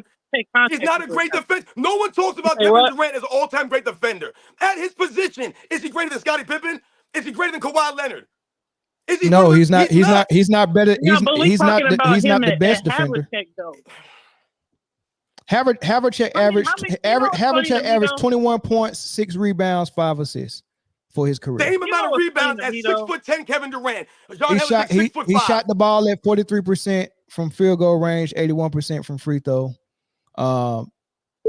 I mean, I don't see what the argument. He was a great winner. He won a lot of games, but he played on some stacked teams. Building a super team. He didn't have to be a front runner to win his championships. John Havlicek. Yo, you guys can say whatever you want. But when you go back and listen to Everything this about tape, Boston y'all was a didn't front debunk runner. anything I said. I made all of my points. Hold on, The guys everything that I about mentioned, Boston is I a talked front about their runner. overall How's game and what they did How's better than Boston Kevin from the Durant. 60s and 70s not front running? Y'all didn't say nothing, man. Y'all ain't say nothing. What Hold is on, Kevin how's Durant Boston won not since front Steph running? Curry? I just What want has to he drop. won I just since want to Steph drop Curry? some. I just want to drop a John knowledge Havlicek nugget real won quick. without Bill Russell. He won without Bill Russell. Hold Let on. me know when Kevin Durant wins without Steph Curry. I'll wait. I just want to drop a knowledge nugget real quick. Yeah, right? drop it. So Kevin Durant, who more so plays in the mid range and on the perimeter for his career, is averaging 7 rebounds. LeBron, who plays more in the post and in the hole for his career, is averaging 7.5. LeBron James is you're comparing it to LeBron James? LeBron James not a good Same position, rebounder. I'm right? trying to figure out what's wrong with 7 rebounds though. Same position, right? And he's Yes, averaging. if you half look at the rankings, all time for their positions, you're not even in the top 30. He's You're not averaging. even in the top 30 He's for their averaging. positions rebounding. Kevin Durant He's not is even a better averaging. rebounder than Sean Marion. Kevin You Durant. guys are sounding crazy out here. Kevin Durant is averaging half a rebound less than somebody who lives in the painted area. And he's also, 2-3 inches taller than? Come on. Listen, guys, you're making excuses. You haven't explained anything. All And I've told you is that Kevin Durant can't rebound his position. LeBron Those is are the more. facts. Don't make excuses. He LeBron cannot is more rebound his athletic, right? position. LeBron jumps Not out like the the gym. other Hold on. greats. LeBron He's a great jumps out the player. gym, right? He's not top 10. LeBron jumps out the gym, right? He's more athletic. So why is he only getting half a rebound more than Kevin You Durant? should be asking Who's your taller man than that him? was here before that. You should have been asking him that question before. Why No, you because asking that you before? out here saying 7 rebounds is bad, but LeBron, who It's you not said good. It's not good. How do you think it's good? You just said LeBron is a better. What's an acceptable forward. amount? What's the acceptable amount So then? it's mediocre. So you said it's mediocre then. Yes. Okay. I'll tell you. Hold on. No. Hey, because What's the acceptable amount? It's mediocre. Hold on, because you're saying that because Kevin Durant is 6'10", that he should be getting big man rebounds. He What's the acceptable? What is the acceptable amount of rebounds for a person that's 16? I'm finna cook. Hold on, because you said that because he's cooked. Hold on. You said because he's 6'10" that he should be getting what? You want him to get double-digit rebounds? He's a small. Hold on. Let me land. He's a small forward. When you're comparing him against other small forwards, a la LeBron James, right? Who's only averaging half a rebound more. We keeping it in the position, right? So what's the issue with 7 rebounds? If he averaged 10 rebounds a game, let's say he averaged 10 rebounds a game, he would be considered a great rebounder at his position because he was averaging that many. That's the point I'm making here, guys. He averages 7 rebounds. That's mediocre for his position. No, it's not he the way, averaged. it's No, not listen, 8, 9, 10 rebounds. listen. Larry Bird He averaged averaged. 10 Hold on. rebounds a game. That's great. He averages 7 rebounds for a small forward. That's not great. That It's is not. great for a small forward. No, it's not, You're my not man. in the Whatever you grew hole. up watching. Whatever You're you not grew up supposed to watching, be that's in the not great. hole Hey, like Robin, that. Scottie Pippen averaged 6.4 rebounds for his career. Is Scottie Pippen a great rebounder? No, he's not, man. Come on, man. Michael Jordan averaged 6 rebounds for Yes, his he career. is. Yeah, Michael Jordan for a his small position, forward, that's an great. all-time great rebounder. Clyde Drexler for his position when is an can I all-time go? great rebounder. Hey, we got a call on the phone. Caller from Michigan. Go ahead. Oh, yeah, it's still me, man. But Oh, I was just trying to add go ahead, more Wordbreaker. context to Go the ahead. conversation because, like, you guys talk about John Havlicek awards, but it's like 22 less teams in his era And then in addition to that, the 60s had a higher basketball pace than the 2010s, so it's more opportunity to grab rebounds. Hey, Dominique Wilkins averaged 6.67 rebounds for his career. Yeah, hey, thanks, World Break. I'm gonna take this other look call, at the man. Thanks, offensive brother. rebounding numbers for Kevin Durant. He just said 7. Hey, caller from North Carolina. Go ahead. Offensive. It don't matter. He don't play down low. He's not Tim. He's not Tim Duncan or Garnett. Garnett and Tim Duncan is in the paint, so they will get the offensive rebound. But hold on, Rob. Hold on, Robert. Hold on, Robert. Tim Duncan and Garnett is down low to get those offensive rebounds. Shaq is down there. Rodman is down there. What? On the perimeter, Kevin Durant is in the same. Kevin Durant is in the same spot where Jordan was at and where Kobe is at. So his rebound should look like theirs. 6 to 7 rebounds for a wing player is good rebounding. Hey, caller from North Carolina, go ahead. Hey, what's good, man? This Big Dog Talk Sports. Salute to the whole panel. What's going on, man? Y'all gotta stop with this Kevin Durant stuff, man. Like, he's nowhere near top 10. He's not top 5 small forward. Y'all gotta stop this, man. What number you got him wrong? Dr. J. What number you got him ranked there? Larry Bird. What number you got him ranked? Hold on. Why would everybody say he's not top 10 or he's not top 5 in his position? And y'all start naming Bird and Dr. J. Nobody ever said he was better than Bird. Nobody's making that argument. Stop bringing Bird up. We're talking about. Nobody's better than Bird. Don't try to use the best to knock down Kevin Durant. So listen. So what number do you think Kevin? If both of y'all are saying he's nowhere near top 10, what number you got him at? Now, when I say nowhere top 10, I'm talking about all-time players. Okay, so what number you think he's at? What number you think he's at? I don't know, but I ain't even got him. Well, you can't say he's nowhere near top 10 if you don't even have a number in mind. I can know because if I don't have you ever sat down? If I don't have him top 5 small forwards, then of course I'm not going to have him. That top don't make 10 sense. players. No, that's not precise enough. No, hold on. That's not precise enough for me. Have you ever sat down and had a criteria and ranked all the players 1 through 10 and to know where Kevin Durant is? Or did you go to 1 through 20 or 1 through 25? I've done it. Have you ever sat down and done it? What do you have Kevin Durant ranked at? If you don't have him ranked there, then you can't have this conversation. If you don't have a ranking, do you have a ranking? Okay, so give me your top 10. Give me your top 10. Give me your top 10 and your criteria. No. Give me your top 10 and give me your criteria and let us scrutinize it. Go. No. Give me your top 10. Give me your criteria and let us scrutinize it. I throw something up top of the head. Jordan, Magic, Kobe, Kareem, just off the top of the head, Olajuwon probably be up there. Probably. That's Olajuwon, That's Magic. fine. Like this top of the head. That's fine. That's fine. Yeah, that's fine. I can just name people above Kevin Durant. No, that's fine. So Larry Bird. You have Bird. That's 6. Wilt. That's 6. Wilt 7. No. No, let him go. Let him go. Wilt, that's 7. Wait, time out. So somebody got Kevin Durant over Wilt Chamberlain? I'm just asking. You got Wilt. That's number 7. No. Let him finish. Let him finish. No, you let him off the hook. You let him off the hook. No. Finish. You let number 7. You got Wilt at 7. You got Wilt at 7. Go. You got Wilt at 7. Go. What you got? I can't just name the top 10, but I know I can put it above Kevin Durant. So you out of bullets at number 7. Kevin Durant. You said Kyrie?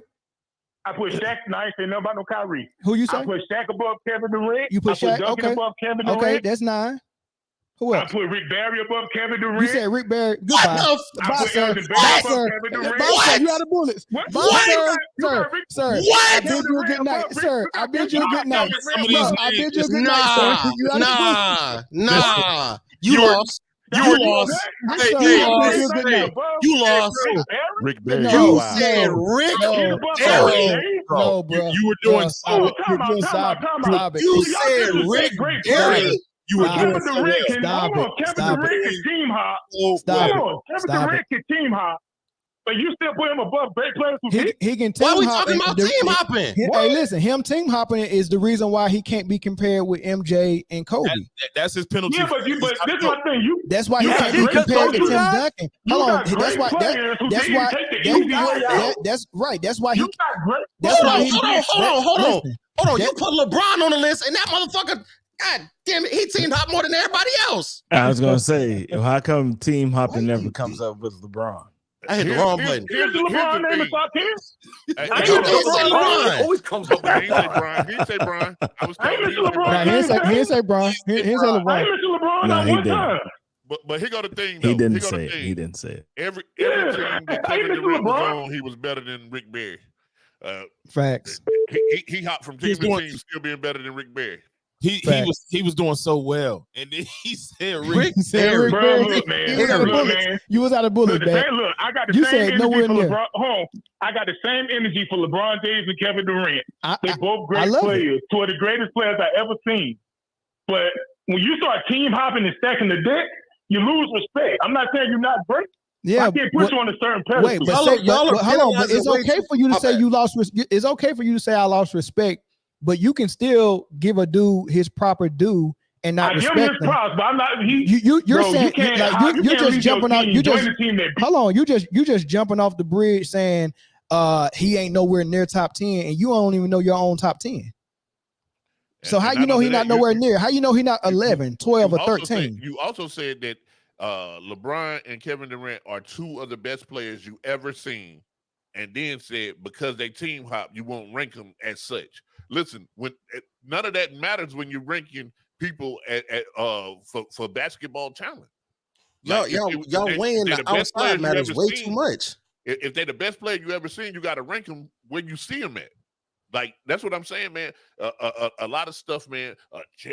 Championships matter. Hey, look, if Michael Jordan would have played in Charlotte at that time, he'd have had 0 rings. It still wouldn't have mattered. He still would have been the best player you ever laid your eyes on if he had 1 ring, 6 rings, no rings. Facts. Jay, hey, look at the comment on the bottom. It said Rick Barry played for 4 teams. Yeah, some of those were ABA teams. They won't mention that though, I'm sure. Yeah, Come on, man. The thing is, man, y'all are. Yes, you can weight the accolades. Hold on, you can weight the accolades, and you got to weight the eye test, right? But y'all are starting to weigh everything that's not done on the basketball court more than what's done on the basketball court. On the basketball court, I just broke down the whole game. Whoa! Did you say none of that matters? That doesn't matter. You We just watched said Kevin Durant after Golden State. Hold on, we watched Kevin Durant after Golden State, and we didn't get swept off the court.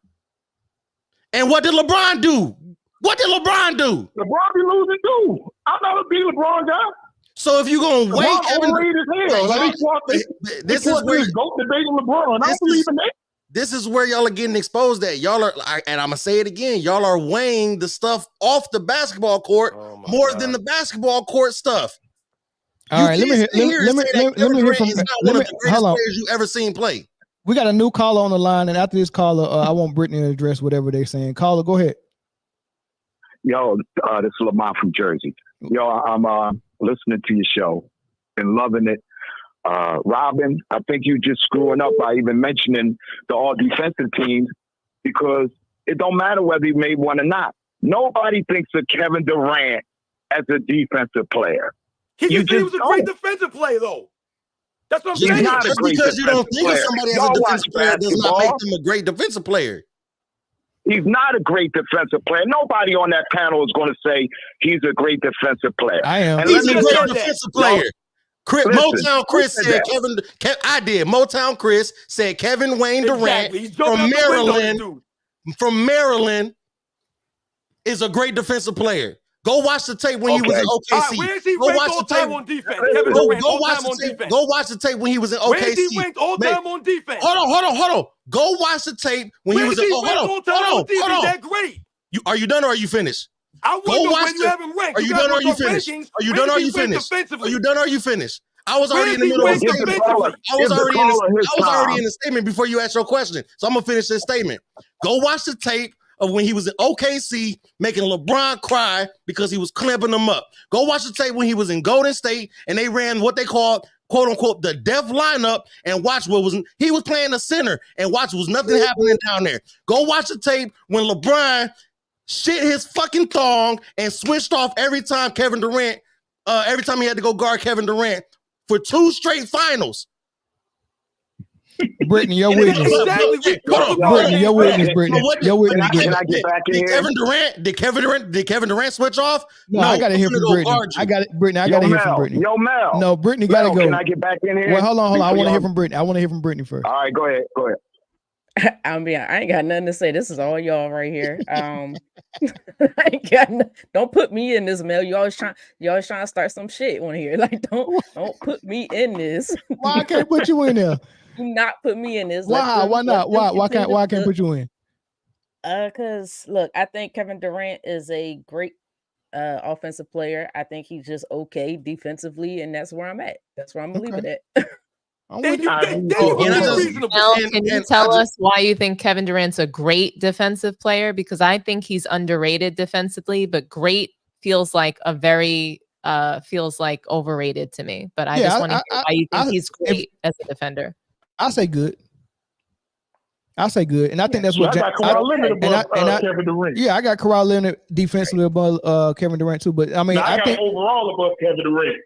well, you can have that. Get him off. Get him out of here. I don't. Get him out of here. I mean, that's what James Worthy said.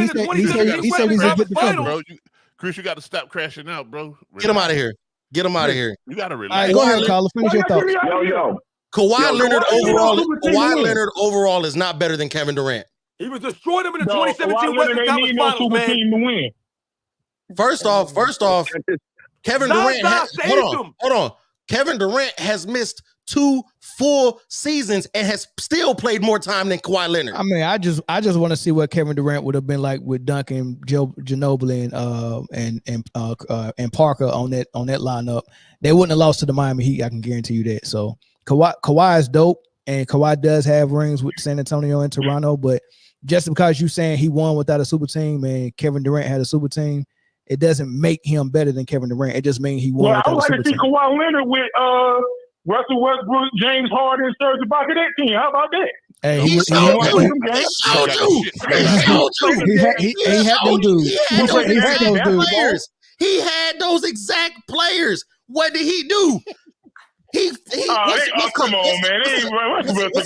Come on, man. Time management or what's it called? Player management or load management. He load managed with those same players. I wish he would have said some other names because it just he literally had those players. Hey, Kawhi played about 70 games last year, though. He ain't low managed, did he? Kawhi played how many games? Oh, am I tripping? You are tripping, sir. Pick yourself up. You falling and you can't get up tripping. I must be confused. That's my fault. Hold on. You falling and you can't get up tripping. Talking about he played 70 games last year. Yeah, go ahead, Brody. You played 68 games. That's not 70. Oh, come on, man. All right, man. Caller from Jersey. Get your last thoughts, man, and I'm gonna go ahead and end it. Thank you, man. I just got a couple of points I want to make. First of all, y'all's top 10 is not a true top 10 because if you say the 60s and the 70s don't count, y'all are like disregarding y'all starting your top 10 at the 80s. So it's not a true top 10. And I'm going to let y'all know this. Not me, man. Not me. Yeah, well, that's fine. I started my life in the 60s. And I saw Rick Barry play. And I'm telling you, just because y'all don't know about Rick Barry or y'all never saw Rick Barry was the truth. He played against. I know Rick Barry was the truth. That's my GOAT list right there. I got Kevin Durant at number 13.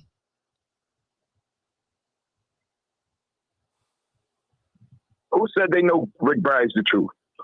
Rick Barry is good for sure. Yeah, but there's my list. I got Kevin Durant at number 13. You put him above Steph Curry? Yes. Yes. Come on, man. He's better than Steph Curry. Come on, man. He's better than Steph Curry. Stop it right now, man. He went to Steph Curry. All right, callers. Thanks for the call. He went to Steph Curry. Hey, you must not know the backstory of how that offseason went, good buddy. Who went to whose team? Hold on. Please take this graphic down so I can look this man in his eyes while I fillet him Steph Curry on the begged him to stovetop. come. Who came to whose team? Listen. That Did offseason, Steph Curry ever play OKC? Hold on. You never want to answer a question. Come on, man. Listen. Will you have Kevin Durant ranked top 10 on defense? All time on defense. Where's Kevin Durant? Answer that why for are me. you bouncing around? This ain't table tennis. Let me You land. didn't even answer my question. I let you go before. Where's Kevin Durant ranked all time on defense?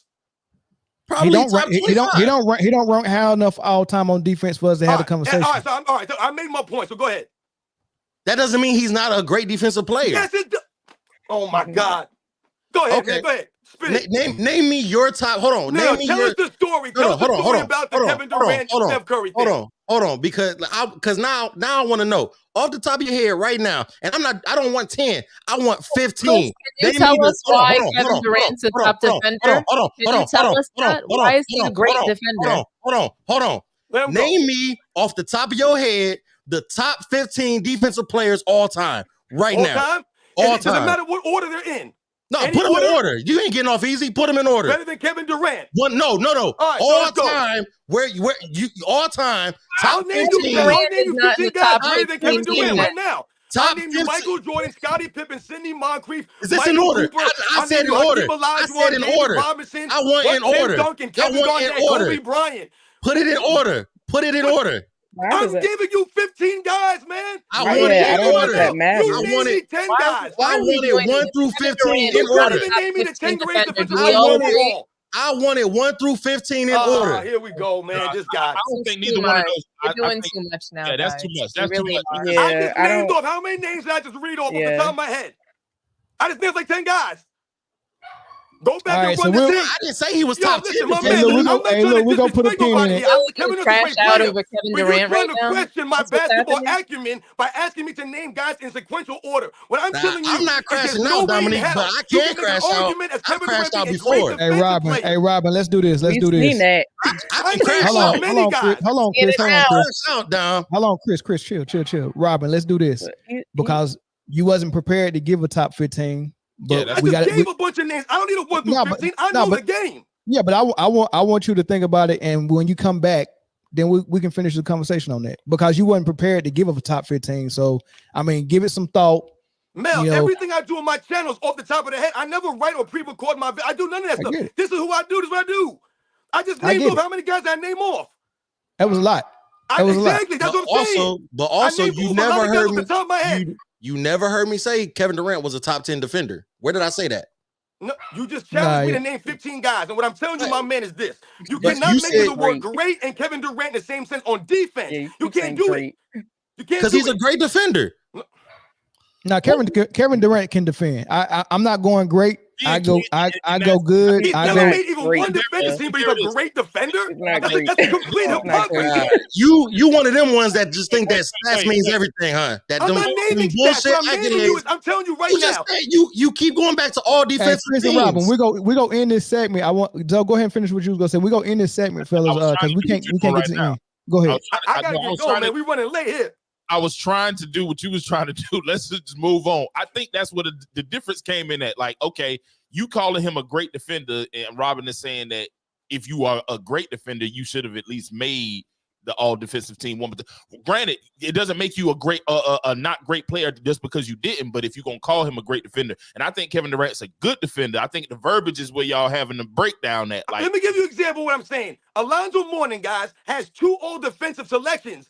But he also has 2 Defensive Player of the Year awards at the same time. So I'm not saying you have to be on the all-defensive team to be a great defender. What I'm saying to you is if you're going to say he's a great defensive player, he couldn't make not even one. That's suspect. You cannot put that in the conversation. He's not known or recognized as an all-time great defensive player. He's just not. Good reason. It's a good reason for that, though. I mean, he showed up to the league not defending, so he kind of got his reputation from OKC.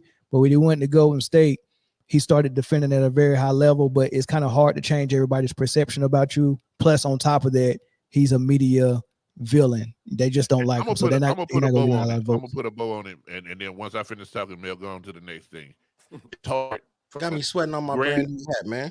It's hard to find any great defender in a era that defense isn't played at all. So it's hard to say that anybody in this era is a great defender when you really get no points for defense. And they say Rudy Gobert is the best defender in the league. So go figure. Kawhi Leonard was a great defensive player when he's healthy. Guys, come on, man. Oh my God. And Rudy Gobert getting more defensive player of the years than him. So I mean, go figure. That's he's not healthy. Exactly, man. You just made my point. That's the vote. That's the voters for you. All right, this last topic, y'all. We only gonna spend about 15-20 minutes on this, man. This is gonna be very interesting. I ran across this soundbite, and first of all, I didn't even know who Cindy Brunson was, man. Shout out to Cindy Brunson. I mean, she went nuclear. Anybody heard this? Nah. She went off on CC0 fans. I don't even know who this is. Sheesh. Listen to her. Scorched the earth. Stephen A is using my sister Cheryl Swoops for clicks and likes is horrifying. And I implore everybody that can hear my voice to push back on Stephen A and say, why won't you have Cheryl on? Why won't you have Monica McNutt back? Because they called him out. He just doesn't want to face the truth. And he wants to line up in the narrative behind everybody else that Caitlin Clark came down the mountain with tablets in her hand to save the WNBA. Here's a news flash. The W didn't need saving. It just needed promotion. The product has never been the problem. It has always been the promotion. I'd also like to say, let's press the Indiana organization. If Caitlin isn't going to do the right thing, I think General Manager Lynn Dunn, Head Coach Stephanie White, Christy Sides, other folks in that organization need to push back on the vitriol that is aimed particularly at Black women and LGBTQI plus women that make up the majority of the league. All right, so 2 points. Was the league a good product before Caitlin, or did Caitlin make it a good product? Number one. Number two, are you on her side on basically what she just said with all the vitriol that is coming toward the women of color in the WNBA and the LGBT women in the WNBA, with all this stuff that they're getting from the fans and the media, basically saying they hate Caitlin because she's straight and white? Somebody speak to either one of those things, both of those things, whichever one you want to touch on. I'll go last. You can't go last if I go last. I mean, I don't really have much to say. I'm not too up on the know with the WNBA. It's not really my thing, I'll be honest. But from what I've heard of the sound bites of what Cheryl Swoops has said, it don't add up to what, like, to me, in reality. A lot of it seems like, to me, I've heard her lying from time to time about Caitlin Clark and some of these things. But so I don't know, about the whole, racial aspect, or if the WNBA was struggling per se. I wouldn't really know. But it seems like Caitlin Clark has, look, they say no news, even bad publicity is still publicity. So I guess it's still if you look at YouTube right now, you hear a lot of this stuff on the social media aspect. So poetic. Yo, that comment is wow. Caitlin Clark makes the game look poetic. I can see why everyone is jealous. CC looks way better than even the NBA today. I'm more interested in CC right now than anything in basketball. Sheesh. I'm sorry you feel that way. Yeah. There are 3 types of people that are the same. Yep. They are cult-like. I'm serious. They are like, it's like a cult. It's LeBron James. It's 5. It's 5. You got 5. Go ahead. LeBron fans, Caitlin Clark fans, and Trump supporters. Hold on, I got 2 more. Y'all gonna get real mad at me. Barb and the Beehive. Beehive and the Barbs. Yeah, they all the same. So here, go ahead, Corey. Go ahead. They needed the WNBA. I don't think the product is better because of Caitlin Clark. I think the product is better probably because of the entire rookie class that came through. But it's not really better. It's just more promotion. That's all it is. These girls were hot in college and they traveled to the WNBA. That's what it was. Best basketball in the WNBA was probably when Cheryl Swoops and them played. Yeah, I think really so. Good. It was really good then. It's good now though. I mean, I'm not saying that it's bad now, but Caitlin Clark she didn't just elevate the league and just make it what it is today. I mean, it's been widely reported, guys, that this rookie class isn't even like the best class of the decade. So, I don't think this rookie class made the league better. I think that there's an injection of viewership, of fans. The league in the last 3 years has started to grow in viewership. And I just think that the WNBA has such an amazing product, and these fans are coming in and they're making it a toxic culture for basketball, for the players. You know, and I've talked about Cheryl Swoops and Stephen A. And I like Cindy Brunson. She said it the best. She said it the best of anybody in the media, that Stephen A. is just, this is so disappointing what he's done to Cheryl Swoops, the way that he has basically formed an entire fan base against Cheryl Swoops. And she was already having so much backlash from them, just from saying like, hey, I don't think that Caitlin Clark's the best thing I've ever seen. But when you do that, then you're somehow a hater. You're spewing hate. And there's just loads of racism surrounding these fans. They don't watch basketball. They've said it. Mel, you talked about it the other day on your show. 70 and 80-year-old men are saying that they never, ever watched basketball, men or women, and they're only watching now because of Caitlin Clark. So how would you know that she's the greatest thing that in basketball if you never even watched the damn sport?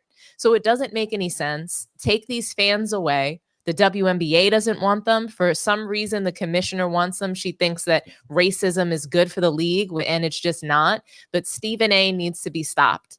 He needs to be stopped. He needs to be exposed. You know, something needs to happen, because he's letting down everybody in the sports world with his shenanigans. He really is. It's dishonest. It's completely like him getting called out by these women and showing his card this way. He had Nancy Lieberman on his show, his personal podcast, just to attack Cheryl Swoops, because he doesn't actually have a leg to stand on. No, he don't. He don't. The problem. He's on a campaign though right now. He's on a tour to smear her, to make sure she can't work in the media, spreading misinformation, saying she was somehow let go from calling the games. He's a liar. The problem with Caitlin Clark isn't Caitlin Clark. It's her fan base, and we know that. And here's the thing. Jay, but the thing is, though, what Cindy Brunson just said, she called Caitlin Clark out. Did you remember what she said? She said, hey, if Caitlin Clark isn't going to say anything, somebody does. So at what point are you complicit when you have these fans that are doing these things? And I get it. She has a marketing team, a management team. But like, I'm asking you, like, at what point are you not a little bit of the problem when you're not saying anything? Well, I'm about to answer that question. Maybe at the beginning, at the very start of it, you maybe become the problem. However, sometimes if you just sit back long enough and watch the tables, you can see them turn. They're turning on her right now as we speak. And I sent a TikTok to Mel showing it. I don't know if he had a chance to watch it, but a good percentage of her fan base is going off on her because she liked to tweet from Taylor Swift. So Instagram posts. What happens with that fan base who's only supporting you because of some physical attributes that you display is the one time that you don't agree with everything they think that you should agree with, they'll go away quick. So the majority of that fan base, and with that hatred that they spew and all that, they're about to leave the game already. Like they're one and done. So I think next year will look a little bit different. Yeah, that's fair. I saw recently that they questioned Caitlin about how does she feel about her fans using bigotry and racism to be, to campaign on her behalf. And of course, just like we said, she got handlers. So she said the politically correct things. She said the things that are, she said exactly what you're supposed to say. So I don't really hold her complicit. It's just so many bad people who automatically think that if you don't believe what I believe, if you like apples and I like oranges, that means you hate oranges because you like apples. No, so the only thing I have a problem with, is did you hear her recent statement? So this is where I feel like she's complicit, because they actually asked her about the tweet. And she didn't say, yes, I endorse Kamala Harris. And I don't think she should have, but she also didn't denounce these fans. She has moments to do that and she doesn't take them. So that's why Cindy Brunson said that. And I don't think that Caitlin Clark is supposed to be so strong enough to address them directly. But at what point should she? Should she never say anything about this? Do I think that she should should do whatever her PR The team is telling her WNBA to doesn't want these fans. Whatever The they're telling players, they don't want these fans. So when is she going to take a little bit more of a stronger stance? when her PR team tells her it's okay. Yeah, she's following whatever somebody else is telling her to do. And because even though some of these fans are jackasses and they say some stupid stuff, a lot of them are buying her merch. And they're What is she, like 22? What is she, 22, 23? Like she listening to whatever they telling her to say. Yeah. You don't want to ruffle feathers. There's an endorsement deal at the end of this. She's not making the bulk of her money on the court. We all know that. You know that. So you know, she's not trying to stop the cash machine before it goes. I mean, you Yeah, can't but Nike's not going to cut her loose for saying that she is going blue. You don't think so? Man, ask Kyrie about that. Ask Kyrie. Kyrie probably wouldn't tell us that he's going blue. Yeah, but he lost his Nike contract for a tweet as well. Voting for Trump. A retweet at that. Yeah. We're not sure. Yeah, because it was against their culture. You can't bite the hand that feeds you. So these are not the same things. Nike, like if you're going in the same direction, if you're rowing the boat in the same direction, they're going to row with you. That's their direction. That's all I'm saying. You think what's the direction? You think Nike is not above cutting people, and we just saw that. What I'm saying is that Nike is not right. They are not right wing. That's what I'm saying. I don't know what I don't tell me what right. I don't know what right is. I said right wing, a political party. No, seriously, you gotta tell me which is which. I don't know. So it would be Republican. Right is also Nike is not with that. Nike is leaning like they're not the alt right, Yeah, or they they're had not. Kaepernick, remember? They were backing Kaepernick. Exactly. So they are for Kamala Harris. So if she said that and that, like, you know what I'm saying? So they would absolutely support her. So I know it's not coming from Nike. So not just Nike. Her family could be conservative. Who knows? Nike may support her, but the people that are buying those Indiana Fever jerseys may stop buying those Indiana Fever jerseys. No, because they're threatening to though. I mean, if it's all over the place, they're threatening. They're online saying, you know, she's you know, she lost a supporter because she did this, and you know, I just threw my jersey away, and you know, why you should just stay out of politics. I can't believe you're promoting Kamala and all this stuff. Like they're tearing her up. And her fan base is, but I don't know if they actually go spring that into action and stop buying tickets. Oh, but I they're saying they are. I think they will at least because they're fanatics. Like a lot of them who are, you know, it's not a coincidence that they just assumed that Caitlin Clark would be a Donald Trump. They share the same type of cult-like fan bases. So they want to die on that hill, though. Who's coming behind her? Paige is LGBTQI plus, right? So they're not rolling with her. Yeah, they definitely not rolling with Paige. Paige stood up for black women. They're not gonna roll with her. Clark is the straight white hype. So as long as she's straight and white, they're gonna stand with her. They're not gonna back down from seeing a straight white girl give black girls on the court fits. Then you got to think Indiana's corn country too, so it's really easy over there. It's another kind of country too. Her family could be conservative. They could be the ones saying, you know, like, don't embarrass the family. Just keep your mouth shut. Yeah, don't get involved in that stuff. Britne, you get the final word before we end it. I ain't got nothing to say. I'm so tired of this. I think for me, it's one word. It's one word that irritates me throughout this entire process. And Charles Barkley is the one that keeps reiterating it, and it pisses me off every time he says it. The way he tries to paint black women, and I'm getting tired of that. I'm getting very, very tired of it. And it's not all black men, and I'm thankful for the black men that are with us. But the black men that keep going behind that Charles Barkley bullshit, y'all need to cut it out. That's all I'm gonna say. I'm done because it pisses me off. Why do people think someone is jealous? I don't understand it. Just because they want to compete. That's all they're doing is competing. It's the narrative for women, Mel.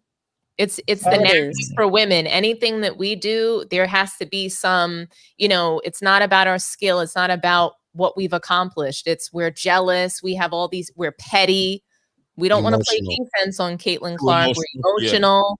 We're all these things instead of just competitors. They don't know any of these girls from Adam, but they're jealous. You never watch this league, but they're just so jealous. Which is crazy to me because you'll never hear somebody say that Serena was emotional, but Serena was competitive. Right. I don't understand why this can't be applied to the WNBA. But she also went through her things when she first. Yeah, but they usually call the angry black woman. Yeah, but we don't hear the words jealous and petty when we're talking about the NBA. We don't hear that. Yeah. All right, real quick. LeBron every day. Yeah, we do. All right, so we go end it with 3 calls on this topic. Caller from Texas, what's up? Man, I gotta speak on that topic, man. I mean, you trying to backtrack? I mean, I would love for you to speak on this topic. You want to backtrack? All right, if you go backtrack, you got 1 minute. Go ahead. Yeah, because I'm trying to address that old boy that said KD was clamping LeBron. Like, when that happened? All right, go ahead. Who said? Go ahead. 2012, 2016. I mean, not 2016, 2012, 2017, 2018. Every time they played since then. 2012, LeBron 4-1 that boy. Like, what you talking about? LeBron 4-1 him by himself? Or LeBron, Dwayne Wade? Hold on. You asked the question. You just said, no, nigga, you just said. Okay, go ahead, bro. Go ahead, bro. Go ahead. LeBron, Dwayne Wade, Chris Bosh, referee number 1, referee number 2, referee number 3, the league. Yeah, they all 4-1. What you talking about? What are you talking about, bro? What are you talking about, bro? You said KD clamped LeBron, bro. Right? Yeah, KD was giving LeBron problems. No, you said clamp, nigga. I heard you say you nigga when you was in your little emotional little state, when you was talking to Rance and you was feeling good, like you said KD clamp LeBron. So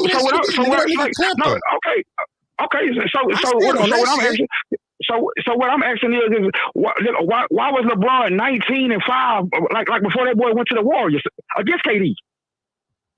What that got to do with anything? That's head to head. So it was 1-on-1 every time. Bro, like basketball is 5-on-5, bro. But you know how we judge things. Like, don't turn it to that. Don't turn it to that. Like when it fits you. I'm saying when has KD, bro?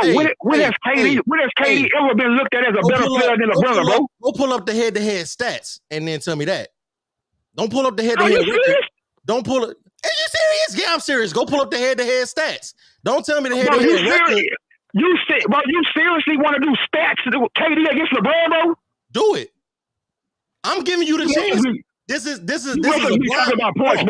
Hold on. This is a blind nil. I'm giving you a chance to win. Go pull up the head-to-head stats. Bro, I don't know the head-to-head stats. So I'm giving you a blind nil chance to win. So go pull them up. Go pull them up. Nigga, I don't. But I ain't gonna yell at you, bro. I don't know them either, nigga. But I know LeBron stats are better than KD stats. How you know if you don't know the stats, nigga? You don't make sense. Nigga. Hey, bro, listen to what you're saying, bro. I can do this game better than you, nigga. I can do this game better than you. Bro, I know, nigga, because I know LeBron, bro. Like so you only know LeBron. You don't know KD. You don't know Kawhi Leonard. You only know LeBron. And the second thing is, nigga, motherfucking KD has never been known as a great defender, bro. Never, bro. Hold on. Be a great defender, bro, and never make an all-defensive team, bro. Hold on. Oh, so you drinking that spiked ass Kool-Aid? Hold on. I just bro, it is impossible, bro, for you to be a great defender and never make an all-defensive team, bro. Hey, so hold on. Let me ask you a question. Is Rudy Gobert a great defender? You asked for head-to-head stats. Is Rudy Gobert a great defender? Not to me. Then shut the fuck up. What are you talking about? bro, are you slow, bro? One don't got nothing to do with the other. I say you. Oh my God! You literally just said How can you be considered a great defender if you don't have any all defensive stats? Then I asked you, is Rudy Gobert? Hold on. Then I asked you, is Rudy Gobert a great defender? Somebody who has multiple all defense teams and 4 defensive players of the year, and you said no. You lost. You lost. You lost. Your argument is invalid. Your argument is invalid. I mean, now, Young, that is a checkmate, though. For real, that is a checkmate. Bro, no, that's not, bro. Like, give me one more minute, man, dog. Just give me one more minute, bro. All right, one more minute. Like, bro, what I said was, bro, it's impossible for you to be a great defender, bro, and you have never made an all defensive team. That's what I said. Look at the way you put the niggas a whole other way. But this is what I'm saying, bro. Why was a nigga 19-5 against LeBron, bro? Because LeBron was the super team. I said, give me the Jay. Hold on, Jay. Jay, you got the head-to-head stats? Hold on. I want Jay has the head-to-head stats. I want to hear these. I want to hear these numbers, Jay. It's a blind nil. I don't know the head-to-head stats. Hold on, Brody. Hold on, man. They got 40 games played against each other. Kevin Durant has won 17. LeBron has won 23. On points, Kevin Durant has averaged 29.8. LeBron has averaged 28.9. What are we talking about? Against each other, head-to-head stats. Rebounds, listen, Kevin Durant has had 7.3 rebounds. LeBron has had 8.5. Assists, Kevin Durant had 4.4. LeBron has had 7.8. Steals, Kevin Durant had 1.2. LeBron has 1.9. Blocks, Kevin Durant has had 1.3. LeBron has had 0.9. So what are we talking? So what are we talking about, bro? That's exactly what we're talking about. Look, that ain't the same. That ain't the same. What? Look at that. It's not the same. Hey, for one, that's not the same, bro. Look at LeBron Trumpleman stats. LeBron Trumpleman wins, and nigga, it'll look way worse, nigga, if that nigga would have never went to motherfucking Golden State, nigga. Way worse, nigga. What would it look like if LeBron would? What would it look like if LeBron didn't run to his fucking best friends and tuck his 12 tail between his fucking legs and run to Miami? What would it look like then? I think I got a great response for you, nigga. It'll look the same way it looked, nigga, when he was whooping Kobe ass, nigga, without a super team. That's exactly how it look, nigga. That's exactly how it look, nigga. That way right there. That's exactly how it look, nigga. You want to know how I can prove that wrong? Prove it. If LeBron doesn't go to Miami, Boston, Chicago, and Indiana are routinely spitting in LeBron's ass. All Diddy. Wait. Hey, bro, Hey, Young, we got to end. Hey, Young, this is going to be a super duper show if we don't end it. We're going to have to end it, Young. But LeBron ain't had nothing for them dudes. Check this out, Young. It was casting couch. It was casting couch before he went to Miami. What are you talking about? Hey, man, nine. That's what it was. Nigga, next week, let me sit on the panel so I can torture that nigga right there, bro. like I'll pay you to be on the panel, bro, to torture that nigga right there. That nigga don't know nothing about sports, bro. I don't know nothing about sports. Hold on.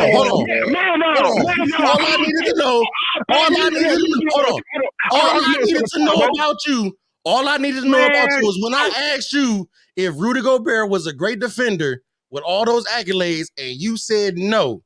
But you said you can't be a great defender with all those accolades. Checkmate moment, bro. You think that's a checkmate moment, bro? But like I said, man, bro, I'll pay you next week because let me be on this panel, bro. I'm gonna put a poll in the community tab, and I'm gonna vote. Do y'all want Young Disciple? Bring him on. Bring him on.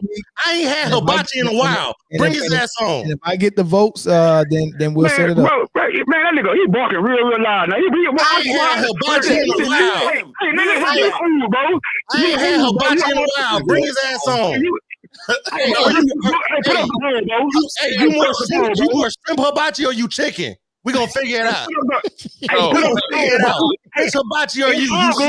You shrimp or you chicken or you a combo platter, nigga. We gonna figure it out. It's all good. I'm gonna put some soy sauce on your motherfucking ass. Bring your ass on. Bring your ass on. We'll see what it is, man. Thanks for the call, bro. All right, thanks for the call. All right, fat boy. Hey. Yo, That was them LeBron James fans be going unnecessary. Yo, I got so much I want to Hey, say. hold on, real quick. If he went back to the YouTube, that was real cute sliding that fat boy in there. Don't forget though, this fat boy got hands. Don't do all that internet shit. Hey, we're not taking it to the hands, keeping man. we keeping it light. We're talking about sports. But there's no way to hold hands. on. I'm gonna just put it like this. I'm gonna put it like this. The people on this panel, these is my people. These is my family. I joke with them like that. You don't know me from a can of paint. Don't do all that internet shit. And Chris, we're gonna keep it at that. We good. Hey, look, it was a great show today. We got a comedian, man. Who is Yaya or Jaja Mai? She is cooking. She got a daggone comedian here, man. And big backs. Who married who? I don't know, man. So we can take one or two more calls, man. On the Caitlin Clark topic, man. If they're gonna be like that, don't take no more calls, bro. 5, 4, 3, 2, 1. All right, man. Y'all tell everybody. Hey, we'll go to our guest first, man. Robin, tell everybody where they can find you again, and then tell us what you thought about the whole show tonight, man. Oh, yo, man, listen. They know me out there. You guys know the deal, man. Sports and Fitness Rants. You guys know I'm out there on YouTube, man. Setting the record straight, stopping the lies, stopping the narratives. I also do fitness on my channel. I got over 900 fitness videos, all about, fighting against the laziness, moving more, sitting less. Not about being perfect, but about being consistent. It's not about chasing the look, but about chasing the feeling, man. So you guys can check me out on my channel. And I just want to say again, guys, I'm truly humble for you guys allowing me to come on, man. I had a blast, man. A great time with you guys. I hope that I didn't overstep myself over here. I hope I didn't say anything too crazy. You know what I'm saying? Much respect to all you guys again. Like I said, I hope I can do it again. I hope you guys will have me back, man. But I had a great time, man. You got some of the craziest callers, man. These people get so emotional. They get so fanatical. I mean, my goodness, man. Nah, hey, you was a vibe, right? But next time, man, please get a chair. I told you we do these long shows, dog. Please get a chair. My knees hurt for you. Mel knows. I'll be doing these shows standing up. Like I said, I'm hoping to get my own studio soon. I'm hoping to maybe have my own show. Maybe I can have some of you guys come on my show if you would even be willing to do that. So maybe I can get a chair and sit down and actually not do everything off my cell phone. For sure, man. Much love, man. Love, bro. Great job tonight, Robin. It was really a pleasure. Thank you so much. And like always, man, everybody's stuff is in the description box for the individual. Especially Cowboy Spit. Yeah, Cowboy Spit. Y'all already know about Cowboy Spit, man. We done heard the spit all day long. Sports Tea, Sideline Speaks, Motor City Raw, right now. Kingdom Come, Therapeutic Rap, Sports and Fitness Rants. All of that, you can just go down there and click. Also, like I said, help us out with the promo code Man Down Sports at Underdog Fantasy. Go and play Underdog Fantasy. If you're a first time deposit, they're going to give you a bonus match up to not a match, but they're going to give you a bonus up to $1,000. So go and do that. Play Underdog Fantasy, man. Thank y'all for hanging out with us. Thanks for all the super chats. Sorry if I didn't get to all of them. Shout out to all our members. Probably have another members only show coming this weekend. Go. And Michael Jordan is the GOAT. So, anything else? Nah, man. Just last 10 minutes. That's a wrap. That's it, man. Thank y'all for coming out. God bless you. Good night. Make sure y'all hit that like button too. Peace. Peace.